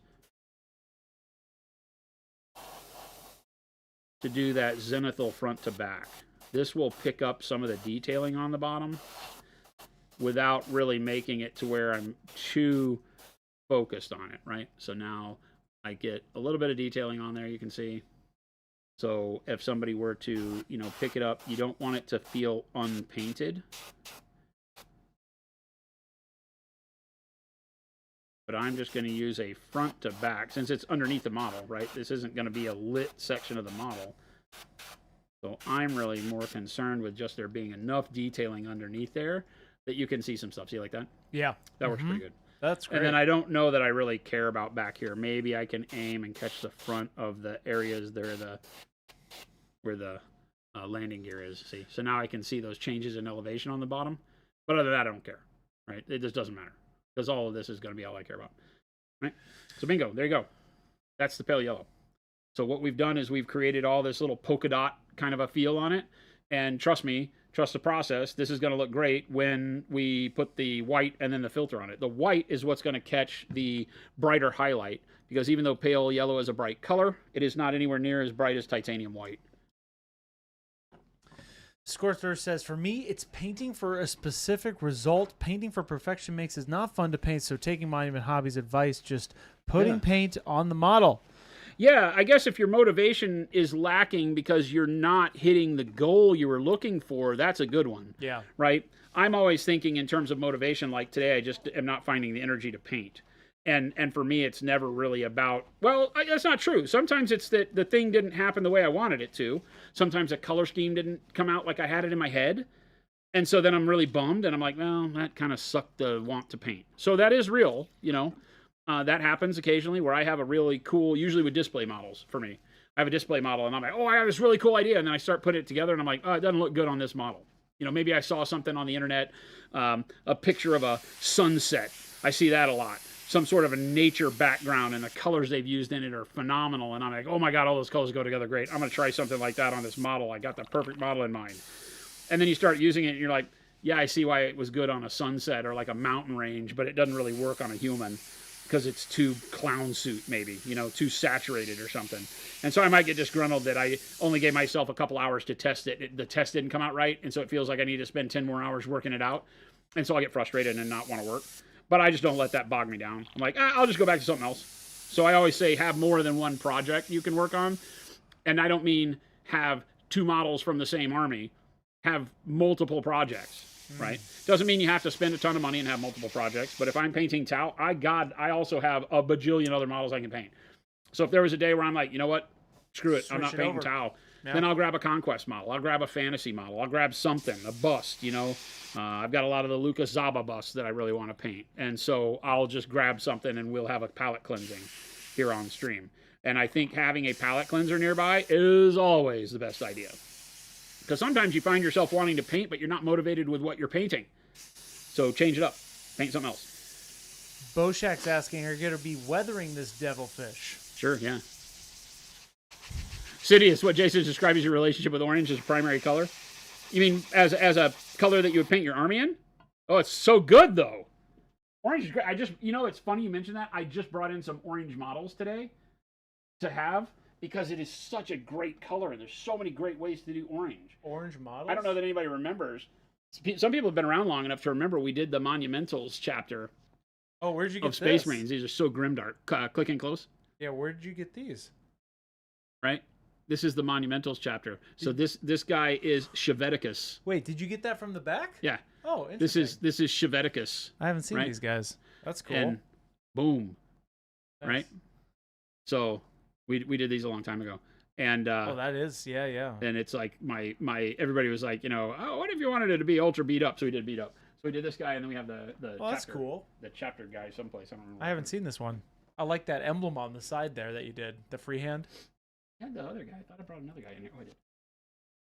What color are the shoulders on that, Jason? When these guys, yeah, Gravis Armor cool. Captain came out, he's the Monumentals, right? So that's super cool. Did some fun, really grim and dark. This was years and years ago. Whenever these first came out is when we did these. Oh wow, that's an old dreadnought. Oh yeah, yeah. This was when they first came out with them. Wow. With this particular model. Autumn theme, says Black Wolf. Oh, nice. And what color is that shoulder? How'd you do that shoulder? Somebody was asking. It's just neutral gray and a bright neutral gray. That's all it is. There's only white on the edges, and maybe right here in the top corner. But it's darkness gray, neutral gray, bright neutral gray. Are the Monumentals a successor chapter? No, they're a first. They're one of the ones they thought they expunged.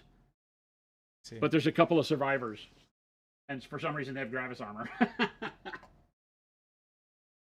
So don't ask me. Yeah, David. When I hit a wall, I stop and set up a painting party with some buds and make some grub and make a movie background. Heck yeah. See, something like that will do wonders for you. Honestly, it really will. I probably shouldn't throw that down there. What'd you do? I was going to throw the pale yellow away, but I need that. Oh, yes, you do. All right. That was the test. The King, full titanium white. So this is your. Explain this step again. Bolt titanium white, we've been dry brushing on all the other models because the smaller models and stuff we haven't really needed. Oh, the Tau Nara we airbrushed it on, right? But on the smaller models, we need a much brighter color than just the pale yellow to catch the edges, right? And so you can see like on well, these guys we didn't dry brush them yet. We didn't do the small guys, and all of the big guys we've already done the lining on. So I don't know that. Oh, we did this guy. Right? So this guy, you can see already looks like he has some edge detailing. Yeah. That's just a very quick dry brush of the white. Right. Okay. Oh, no. I think we actually did this one in the green. Maybe we didn't even dry brush these guys white. I remember, actually. I think I wasn't doing the foot troops white. So. All right. On this, we need it thin again, but not as thin as we did the last time. So I'm just going to kind of double up on this. and then just a spritz of water.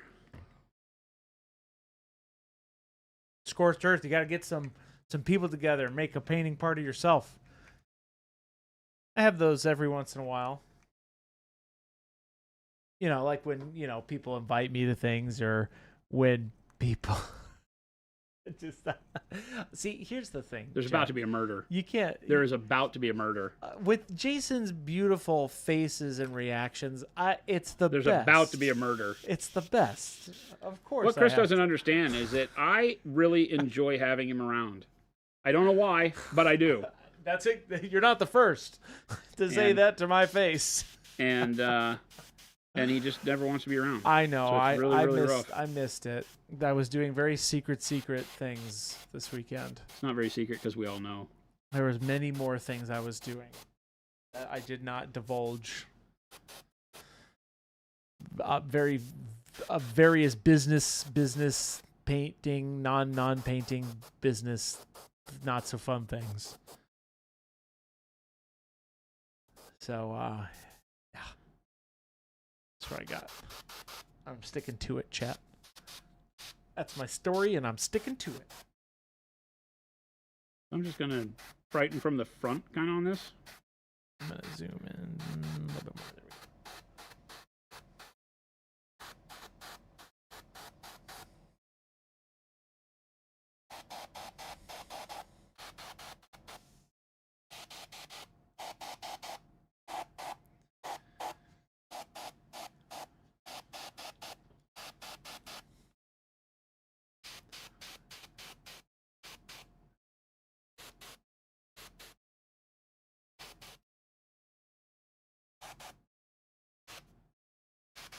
Don't want to overdo it with the white because it can turn this into a real clown show. So just a little bit at like the front of each of the yellow areas of any size is enough. And then maybe here on the sides of the top. This should be one of the quickest things you do on the model.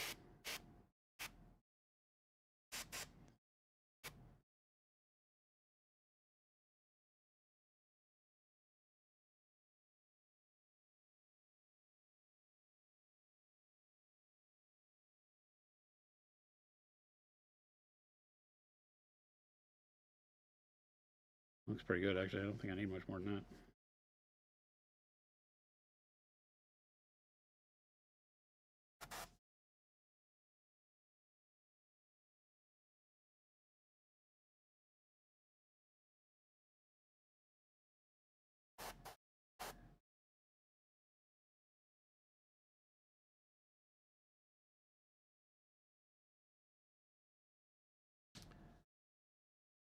That feels pretty good.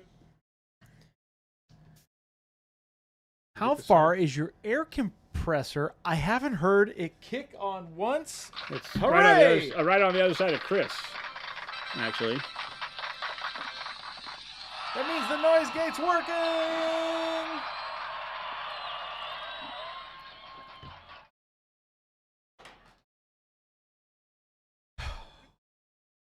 That's intentional. What is? That you can't hear the air compressor. Oh, yeah. Because it's below the noise gate level. So there you go. We don't need to hear any of that. We hear it, but just barely. There you go. You guys miss it? You can't really even hear it at Jason's house either when he does his little secret, fun time win-win streams. I have a little bitty one. One of the little bitty Masters compressors. It works like a champ. Little Billy's saying, how do we noise gate Chris? That's where you're screwed. Funny you ask. Because I control that gate, Little Billy. You sack-filled baggins. Funny you should ask. Funny you should ask, because I am the noise gate.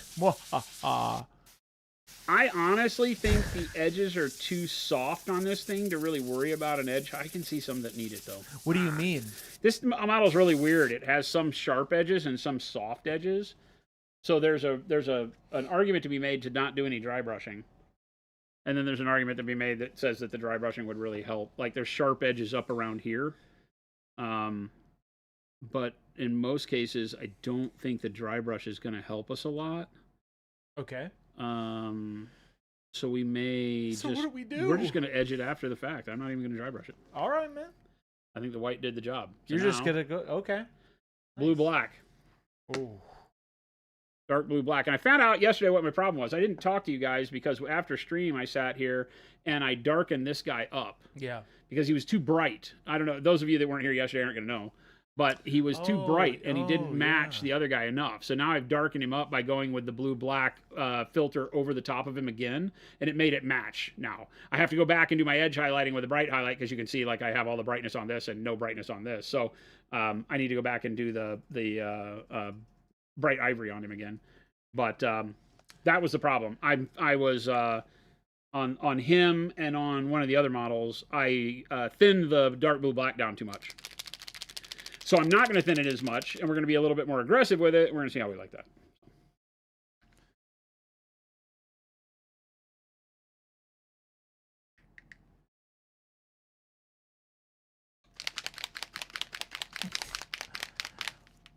Stan says, I need a noise gate for my daughter.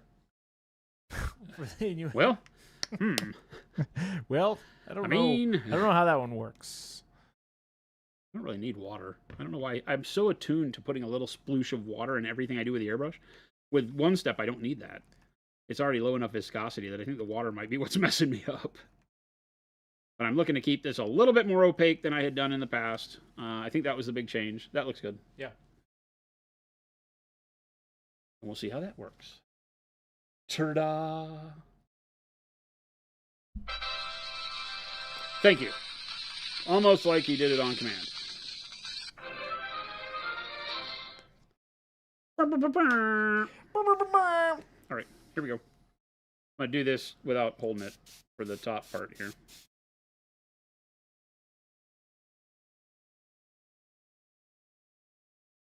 Sandwich Bro says, I've been thoroughly enjoying how One Step is letting me explore OSL more. Thank you for making islands look better. That's, oh, nice. That's great. Ooh, this is looking good, Jason. Sir Blame, it's kind of a mix. He does some for display, but he also does a lot for gaming.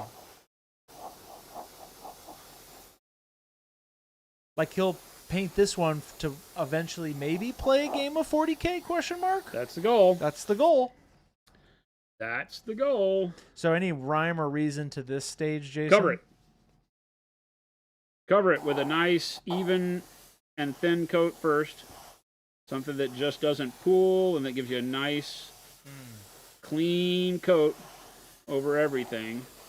Right? Don't let it pool. Notice how I'm always moving the brush. Don't let the brush get hung up and, you know, do too much load of paint on any one surface.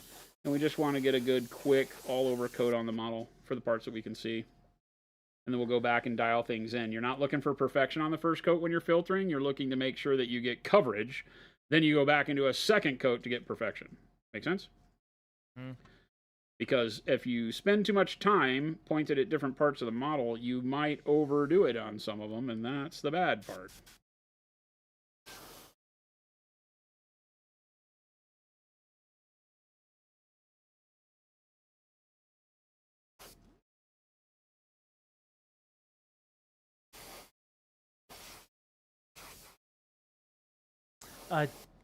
Chess Boxing Ogre says, Jason, are you looking forward to playing Tau against any particular armies? Nah, I don't care about that.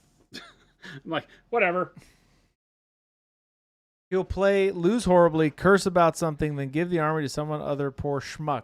100%. Somebody out there knows me. I won't give it to anybody. Shout out to Mo. I won't give it to anybody. Oh, he'll give it to us.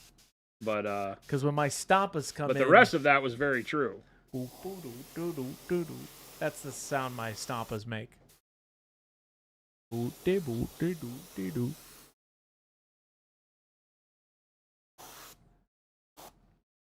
Whatever Chris is playing, that's what Chris wants to destroy. You mean Jason. Yes, I see that. He won't play games with me. He cheats.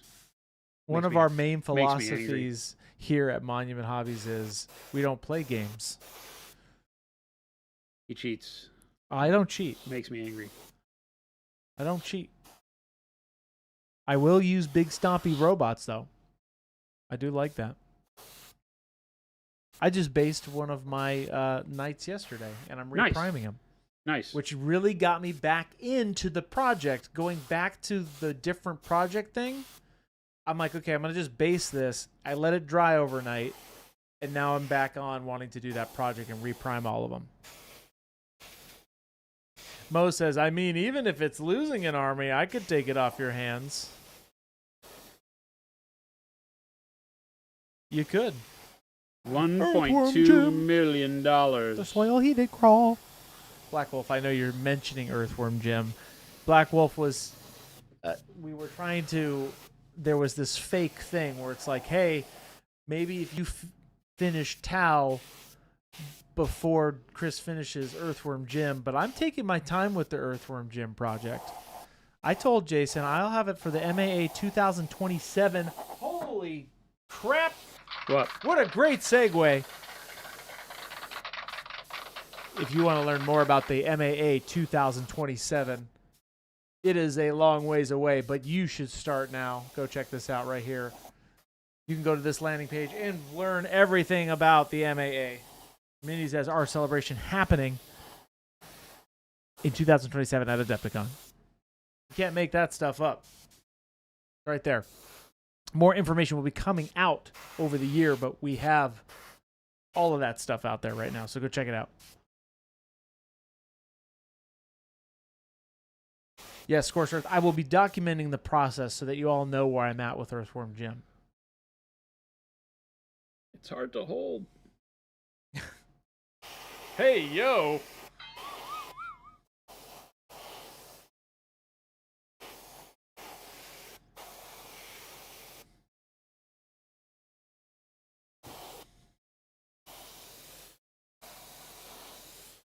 Again, even spraying on the bottom where I don't have a lot of highlight, so I'm not going to get the same coloring out of it, but it's going to meld with that purple that we have. See, like the underneath of the cowls we didn't paint at all, but we still put the filter color over the purple.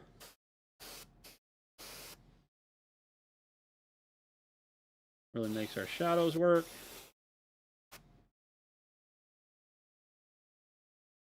I'm out of painting. I nearly set the model right down on the top. I nearly just dropped it. Like, here, I need to fill more in my airbrush now. Oh, lordy, lordy, lordy. I'm not right in the head.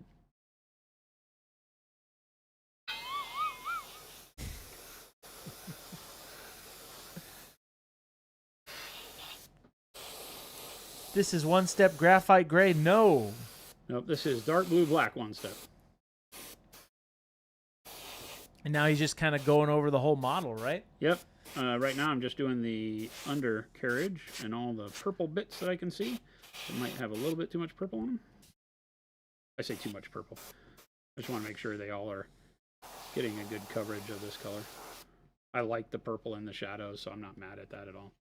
And this is looking fantastic.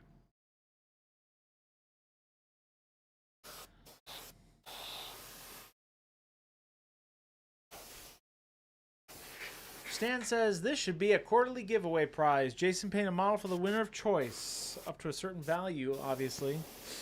I don't think that's going to happen, Stan. I guarantee it won't. Great idea? No. That's always one we get. Everybody's like, how do I get a painter model by you? Like, $1.2 million. Come rob the building. $1.2 million might There's a lot of people out there that have them, unfairly so, but that's the case. Unless the model is a Chevy Chevette. We could do that. We do have a model of a Chevy Chevette that was given to us. It was a 3D print. I started painting it in wood grain. I don't think... It's in there. If you come down here with a check written out to Chris for $1.2 million, Jason will paint you a model post-haste. Don't do that. Well, okay, if Chris comes in and pays me $800,000 of that, then maybe we can talk. I think if realistically, if you showed up with $1.2 million cash, Jason might paint a model for you. I paint a lot of models for you for that much. Don't get it twisted. You're my best friend. As a matter of fact, I'll come live with you and just paint all your models. Justin says, off-topic question. My transparent blue went very opaque the other day, and I thought of mixing a lot of vibrant thing. Any idea what I did wrong? Well, right out of the bottle, it can not necessarily opaque, but super vibrant. So Went very opaque the other day, all right, and I thought pop I in mixed super it. close. Hmm. So now you have all that panel highlighting that got rid of all of that, squibby airbrushing. It just makes it look like a nice organic blended fading of paint, right? And so our edges being dark bakes in that kind of feel of having the edges worn from stepping on it, from moving through weather, through whatever, and you get a really, really good feel. And it was very simple, right? You saw how loose I was painting. So it wasn't like you have to be exact with your airbrushing. The filter ties it all together and kind of does the smudging and blending for it. So you get a much better looking blend than what we actually airbrushed, because we know the filter's doing most of the heavy lifting. Now, when we start to look at this and do the edge highlighting that we've been doing on everything else, that's when it'll really start to come alive. So, bingo. I think that's going to be bitching. It kind of ties it up a little bit. We still have to airbrush the highlights on it. That's where we get a little bit more of the greenish. Right. Because we'll go back and do the secondary highlights over some of these areas. Little Billy, take it easy. We have some time to do that right now. We don't have anything right after, do we? Because I've got the wet paint. You have it'd be many nice meetings to do it right now. Huh? You have 1,000 meetings. I do Probably not like 54 meetings. He's lying. I do not have 1,000 meetings. No, you will dance. Okay, I know that. You'll dance. So remember, what we do is we take the pale yellow that we already mixed, and we put a little bit of the dark blue black into it. Not too much, because we want this to be a bright highlight. We want the pale yellow to do it, but we want the greening out of our color, right? So we get that, basically. And that is the highlight that we're going to spray back over the top of this. It's basically faded green. I could just thin out some faded green, and we'd be fine. Don't tell him that, Jason. I know. Jason, the faded green is a little more yellow. This, because of the blue black, has a little bit more of a blue tinge to it, which is what's really giving us that cool feeling. I'm going to. Am I good? Is my filter? Does anybody see any bright spots I missed? I don't see. I feel like it's pretty good. Yeah, man. I think you. I think it's pretty good. I think you nailed it.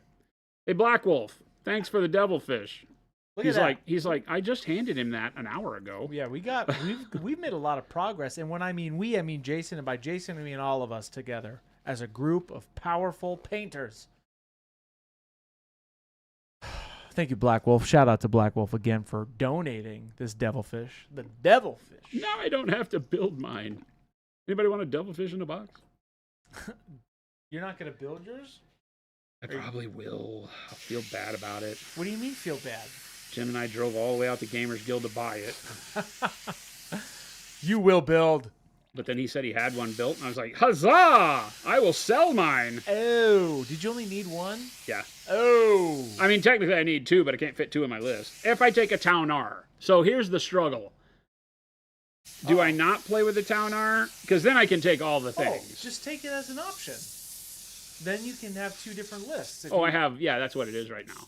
Is that I don't. If I strap out the Town R, then I can take 3 Riptides, the big thing, 2 Devilfish, the Hammerhead, all the stuff. Oh, keep it. I get all the toys except for the Town R, and then you put the Town R in, and you lose half your toys. The Town R is the big guy, right? Yeah. Okay. Yeah, because that's 800 points. That's nearly half your army. Or I guess, yeah, however that works out. Frigid says, "I'll build it for you, Jason." Frigid, my hero. Meet me at the corner of 27th Ave and Bethany Home. No, Jason will build his models. He does it for you, chat. All right, so what are you doing here? I'm spraying the airbrush again, Chris. This is the way this works. Is this highlighting now? Yeah. Again, I'm just going to go from where I want my brightness to be on these panels, and I'm just going to very easily kind of build in some... Some extra brightness. Yeah, because you lose a little bit of the ability to keep the highlight exactly on hue when you put that blue-black into the paint. This is where I have to really kind of keep the paint easy I can't afford now any of those like wet circly paint issues. So here you'll notice I'm just very lightly feathering on and letting it build up. And then once it starts building up, boom, look how good that looks. So good. Looks great.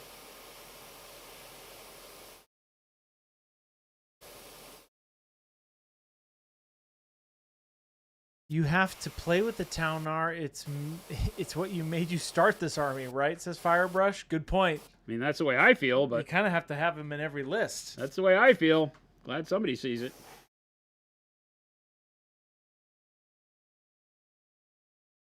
Scorched Earth, take it easy, buddy. Jarls Tony, no, my contract states only Conquest models is what Chris builds. Now, Frigid might take you up on that, so message him in Discord. He might take you up on that.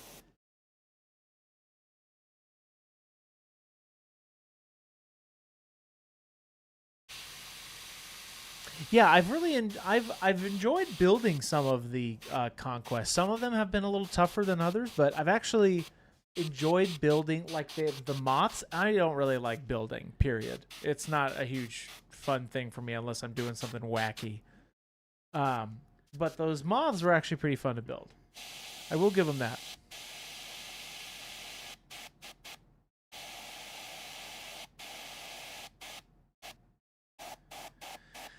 And Justin, he's for the filter, it's the dark blue black filter he's been using. Yeah, it started as a way to show one step through the airbrush. Was the whole goal here. And we've done that and used it over this filter that we kind of stumbled upon this color while painting a Trench Crusade model, believe it or not. And I was very, very happy with the way it gave me this kind of chromatic black out of the blue and the yellow filtering together to give it this greenishness. And immediately when I saw it on the Trench Crusade model, I think on stream, I was like, oh, that's my towel color.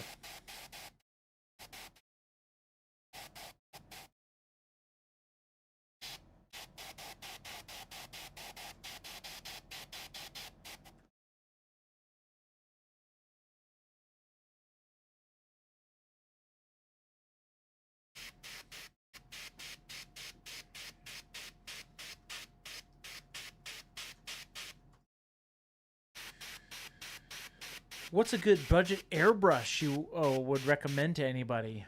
The Masters airbrush set. Lately, you'd be surprised. Lately, the Masters is my go-to, right, for recommending, because I got one, not because I wanted the brush, but because I wanted a cheap compressor. Thank you, Blades, for that raid. Welcome in, Raiders. I wanted the cheap compressor, and I got the cheap compressor, and I said, well, we got the brush, and my Iwata for the house hadn't shown up yet, so I was like, okay, well, you know, I'll just give it a shot. And it wound up being a champ. I don't know that they're all going to be that way, so that's the only thing I will throw in there as a caveat, is that you may buy yours and hate it to death, so don't hold it against me if you get one. But I will tell you this, I believe, and I think others in chat would say the same thing, the compressor itself is really good. It's not much different than any compressor you'll find out there in the hobby world, other than it's, you know, probably made in a cheaper way. But mine's been great. I think I told the story about how mine was holding air for 2 weeks without ever needing to restart. That was very interesting that you didn't get it like resetting at all. Actually, that's very surprising. I never even knew. As a matter of fact, the only reason I found it out, like I said, was because I reached over to turn it on and realized it was on, and I was like, well, how is it on? It's been on for like 2 weeks. Blades81 rated, thank you. I'm one of the council members of Monster Den, so I'll be there too on the podcast. Nice. Looking forward to talking to you guys. Yeah, that's great. Thank you for the raid. Council of Mini Painters. I really love that idea. And Monster Den has always been a fantastic supporter of the brand and a great component of our community. Quadrant out there doing also streaming. the So nice. always excited to come spend time with fellow community members on. So is that going to be live? Yeah. Are you doing that live? Well, I don't know how they broadcast it, but I would assume so. I don't know. You have to talk to them. Blades, is it live? I just show up and answer questions. That's what you do here every day. Yep. I'm kind of used to it. So. Oh, it's live. Okay, cool. And it's going to be on Monster Den Minis channel? I'll make sure I get in there and make sure I give Jason the business. He does give me the business. Now, So Jason, that's a thing. what are models? What That's are a paints? thing. During this stream, he'll be nice, cool. That's a thing. Cool, awesome. Go follow Monster Den Minis. Jason will be on there Sunday, where Chris will be giving him the business. No, I won't do that. We have a question from the chat. Hey, Someone named Your B minus producer. Yeah, so Mr. Jason, where do I get paint? I don't know why I just became Don Knotts, but there you go. Well, I didn't vote for him.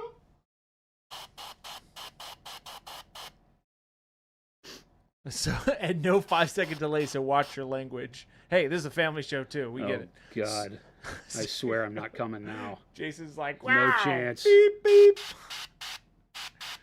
Yeah, you get Jason on a roll. Beep, beep. No, Jason's a upstanding fellow. He knows the rules. I can curse like a sailor. I just refuse to. Sir Blame says, random question. Do you have any preferences on what a mini is made out of for painting, metal, resin, or plastic? Oh, I mean, I prefer plastic just because of the ease of use and so many functions that we do, from, cleaning the model to prepping and all of that. So, yeah, I don't think there's any contest against plastic. That said, I'm not afraid of any of the others. I've painted everything, and God knows there are great models of everything. Resin, we make resin models. Oh, Headshot Minis, thank you so much for that sub that you did a little while ago. I just saw that. And Headshot Mini says, hey guys, first time chat, question for you. What's the worst/most annoying model you've ever worked with? Oh, I can tell you from my experience building the Ent from Middle-earth strategy game was the worst experience I've ever had building a model.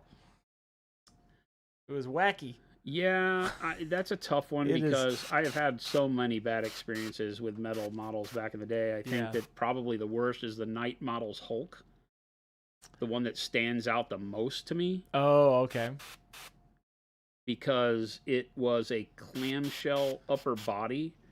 If you know, it was a hollow clamshell upper body made out of metal, if that means anything to you. Huh. That means that the upper torso was 2 pieces. Let me see if I can do a little quick. I want to do a little bit of brightness up front and streak it down there to brighten that up a little bit. Means that the torso was in 2 pieces that clamshelled together. We've seen models that do that, but it, the halves of the model had to go here. So front of the chest, back, and they went together like this, but they were hollow in the middle. So they only touched around the edges, and at the base there was a circle, right? So it was hollow all the way through, from the neck to the torso at the waist.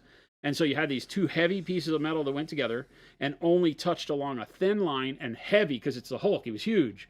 And it was heavy metal. It touched it along the edges. The edges didn't match. They had to file them and resculpt the musculature because he's naked up top to get it to all look good. And then it went to the waist, and the legs were the same. The legs were clamshelled together and hollow. So you had the waist of this big, heavy top with arms, his big Hulk arms and everything, and the waist had to go together, and all they did was touch on this very thin line that was less than, it was probably like 1.5 millimeters. Yeah. That went around here, that the heavy top part had the big Hulk arms and all that. I think he's carrying a rock, of course, big solid chunk of metal. That's what it is. So you couldn't pin it, because it wasn't wide enough around the edge to drill to put like brass rod in. It was hollow, so you couldn't do anything there. And so you literally just loaded it with so much super glue that you could set them together, and then you would put the accelerator on there and cure it, and then wait, and then put more super glue and more accelerator and build it up, and then I sculpted it back. So you had this waist that was bigger than it should have been because it was all the super glue holding the model together, and then I had to go back with green stuff and sculpt it to make it work. It was horrible. Horrible. Well, fill the model with green stuff? I guess you could have done that and then like pinned through the green stuff or something, but I didn't have that patience for that. I think that is probably my my worst.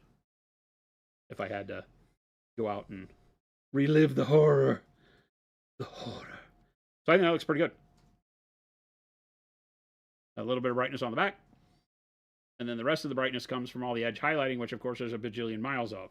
And the edge highlighting will brighten up a little bit of where the darkness around the panel lines is, but not enough to really get rid of that effect, which I think will be really cool. Right? And so then we have the ability to move it into where it will look exactly like the big dude. Yeah. Nice. So, huzzah. That's how you paint a vehicle with the airbrush. Cool. And you could, I mean, like if you had more sharp edges, dry brushing is a step I would have taken in here. Sure. But because we don't have enough sharp edges on this thing, most of them are very soft. If you dry brush those, you get big sweeps of color. It's a little tough. Yeah, it's not going to give you a sharp edge. There's only a couple of sharp edges on here, which I wish I could dry brush, but if you just do those, it doesn't make sense. Everything else is soft. You've got a little bit of a hard edge on the top of the engine compartment there, but other than that, and pop in close, pop in super close. You can see how we get a nice smooth look, and once we tighten it up with all of the edge highlighting, then all of a sudden this is going to look really, really in focus and become really cool and menacing. I think the Devilfish has one of the neat best like front profiles of a tank. It's pretty cool. It is pretty cool. It's pretty cool. I don't know how they get however many Tau guys they say fit in here. 15. It's like, how many Space Marines fit in a Rhino? No, that No. one is silly. Just go buy yourself Skillless Bacon. Just go buy a set of dental tools. You can literally get them on Amazon for like $14. And yes, they're fantastic for sculpting. $14. Dental tool kit. It comes with all the crazy hooks and spoons and things like that. Go for it. That's what I did for years until I could afford to buy sculpting tools that are actually like dished spoons and things like that that are made for sculpting. Yeah, Dollar Tree. You can find them all over the place for like super cheap. Super cheap. Cool. Yeah, it's Tony. Yeah, and when you have big flat panels, you know, it's like we'll pull out another one of these. I love these dust tanks. They're some of my favorite things ever, right? And so it's how I painted all these. Right? Same exact thing. These are different in that, so here you can really see it. See how that back rectangle is dark around all the edges, gets brighter on the inside, and the highlight moves towards the top, right? So this is how I do most of my tanks. Leave the dark edges around so that you get all that pre-weathering. Look at this. The dark edge on the tank on the side looks pre-weathered because I did this, right? All of that darkness gives you the idea of weathering once you get the edges brought to life and start to brighten up and put highlights where they need to go. And so you can do great looking vehicles very, very simply. These, of course, were done without a filter. This was all done with those colors. So this is working up through browns and khakis to get the color done, but you're just applying it the same way. Here, we're just looking at it as a basically like a black and white filter, and then a filter over the top, even though it wasn't black and white. But you get my drift. Right? Wow.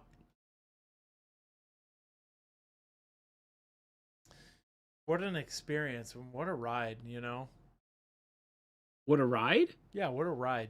You did a lot. You got this thing from gray plastic to this all in one stream. Yeah.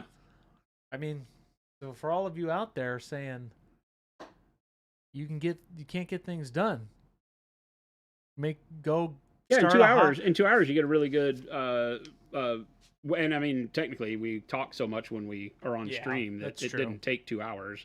If I were just sitting around the house and doing this, I would say that even with the airbrush cleaning time, if I have an hour into something like this, is probably, once I have the color scheme worked out, an hour into it is all you need. So, and now the pain starts because it's all the edge highlighting. That's the brutal part. Yeah, man. I think it'll be a lot of fun. I think that now it's funny because as we're going, we finally get the paint scheme dialed in. Yeah. And it starts being way more repeatable. And you can see the difference between the ghost keel and this is miles because of the edge highlighting. The edge highlighting pulls all the airbrush into focus. This still looks airbrushed. It will not look as it still will because it has big flat panels on it, but it will look less so because just the edge highlighting pulls all of the model into focus. Headshot Minis, do you need to cure the primer? How do you mean? Do you need to cure it? No. I mean, it needs to dry, which is curing, but you don't have to do anything to it. Yeah, and he did it pretty quick. Like I said today, probably within 5 minutes after the last prime you started going. However long it took to clean the airbrush. Yeah. You know? Pretty much it. And we rubbed a little bit of the primer off on the landing gear before we put the base on there by setting it down on, when it was still wet, setting it down on the table, but I'll paint that at the end.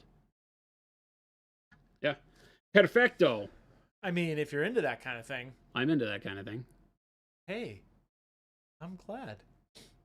I'm into it. He's into it. If you weren't into it, we'd probably have a big problem. Maybe. Because then you would actually have a legit problem. Chest boxing over, yeah, I used the airbrush just air to dry the final coat over the top when I was looking to do the matte part. Or this. Jay Mathias, yes, the one-step medium is super powerful. For airbrushing, it has just changed the way it makes it so easy for you to get your airbrushing done almost immediately with turning every color into a perfect airbrush color.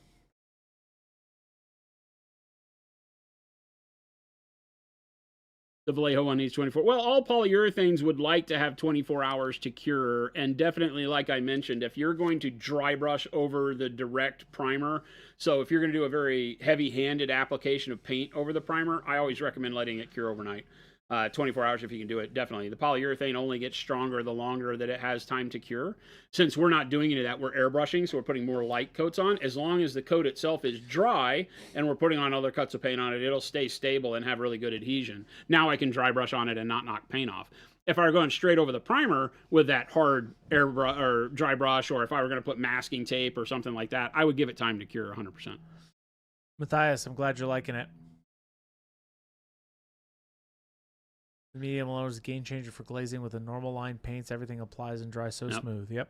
The special sauce is amazing, too, through the airbrush like Jason's been showing. Better off Ted.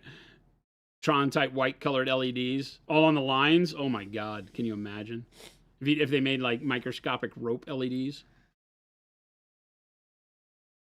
Would you mind giving me some tips on how to paint black mandrake skin? The mandrakes, I feel like they paint with kind of a charcoal-y skin, right? So it's kind of in the gray range because they typically are still using that kind of Drukari bluish green, that deep sea Ben color on everything. Yeah. If that's the case, then yeah, I feel like what you're really looking for on that is, something like maybe just a black base coat and then dark warm gray into neutral gray and then maybe some highlights of bright neutral gray, something like that. It gives you a good charcoal because I like in the dark colors to use the warm gray because it has a little bit of yellow in it, which gives it a little bit of that like greenish, dirty look to it. But for skin, also makes it feel like it maybe has some life. If you just go grays and neutral tones, it looks like stone or something. I'm never really a fan of that. So I think that over a black base coat, I would do dark warm gray. You could even do warm gray and then bright neutral gray. I would use like neutral gray or bright neutral gray somewhere in there for your highlight because the bright warm gray is too green, I think. And it would move it away from what you're wanting in that charcoal-y feel. So, the dark gray, mid gray, light gray, and for the mid gray and the light gray, maybe use the neutrals, I think would help. I think that looked really good. All right, everybody. Thanks for hanging out, watching the vehicle get started. The brutal part with the bajillion miles of edge highlighting begins. So, thank you for hanging out, watching some paint dry. As always, if you're new around here, hit the sub or the follow button, depending on which platform you're watching us on. We do this Monday through Friday, 2 p.m. to 4 p.m. Monument Standard Time here from Phoenix, Arizona, Monument HQ. We'd love to see you back. So thanks for joining our little family for at least a day. That's right. Hope to see you again tomorrow. Chris and I will be back. And make sure to click the links that Chris is putting in chat. MonumentHobbies.com and MonumentHobbies.eu are our stores where you can buy our wonderful products all over the globe. Thanks for the support. Keeps us being able to do what we do, which is paint with you every day. That's right. We love it. So go buy some Pro Acryl, some brushes. Go bags are back in stock, so you can get yourself a Go Bag Evo if you've been waiting on that. All sorts of stuff. All the ColorForge stuff is back in stock on ColorForge North America site as well. So lots of really great things happening. We'd love to see you back. Make sure to check out the Discord and all the lovely stuff. Stick around because Chris is going to find you somebody to raid. That's right. And then I'll take you on with more hobby into your evening for your Wednesday, your Woden's Day. And then we will catch you back here tomorrow. Adios, gang.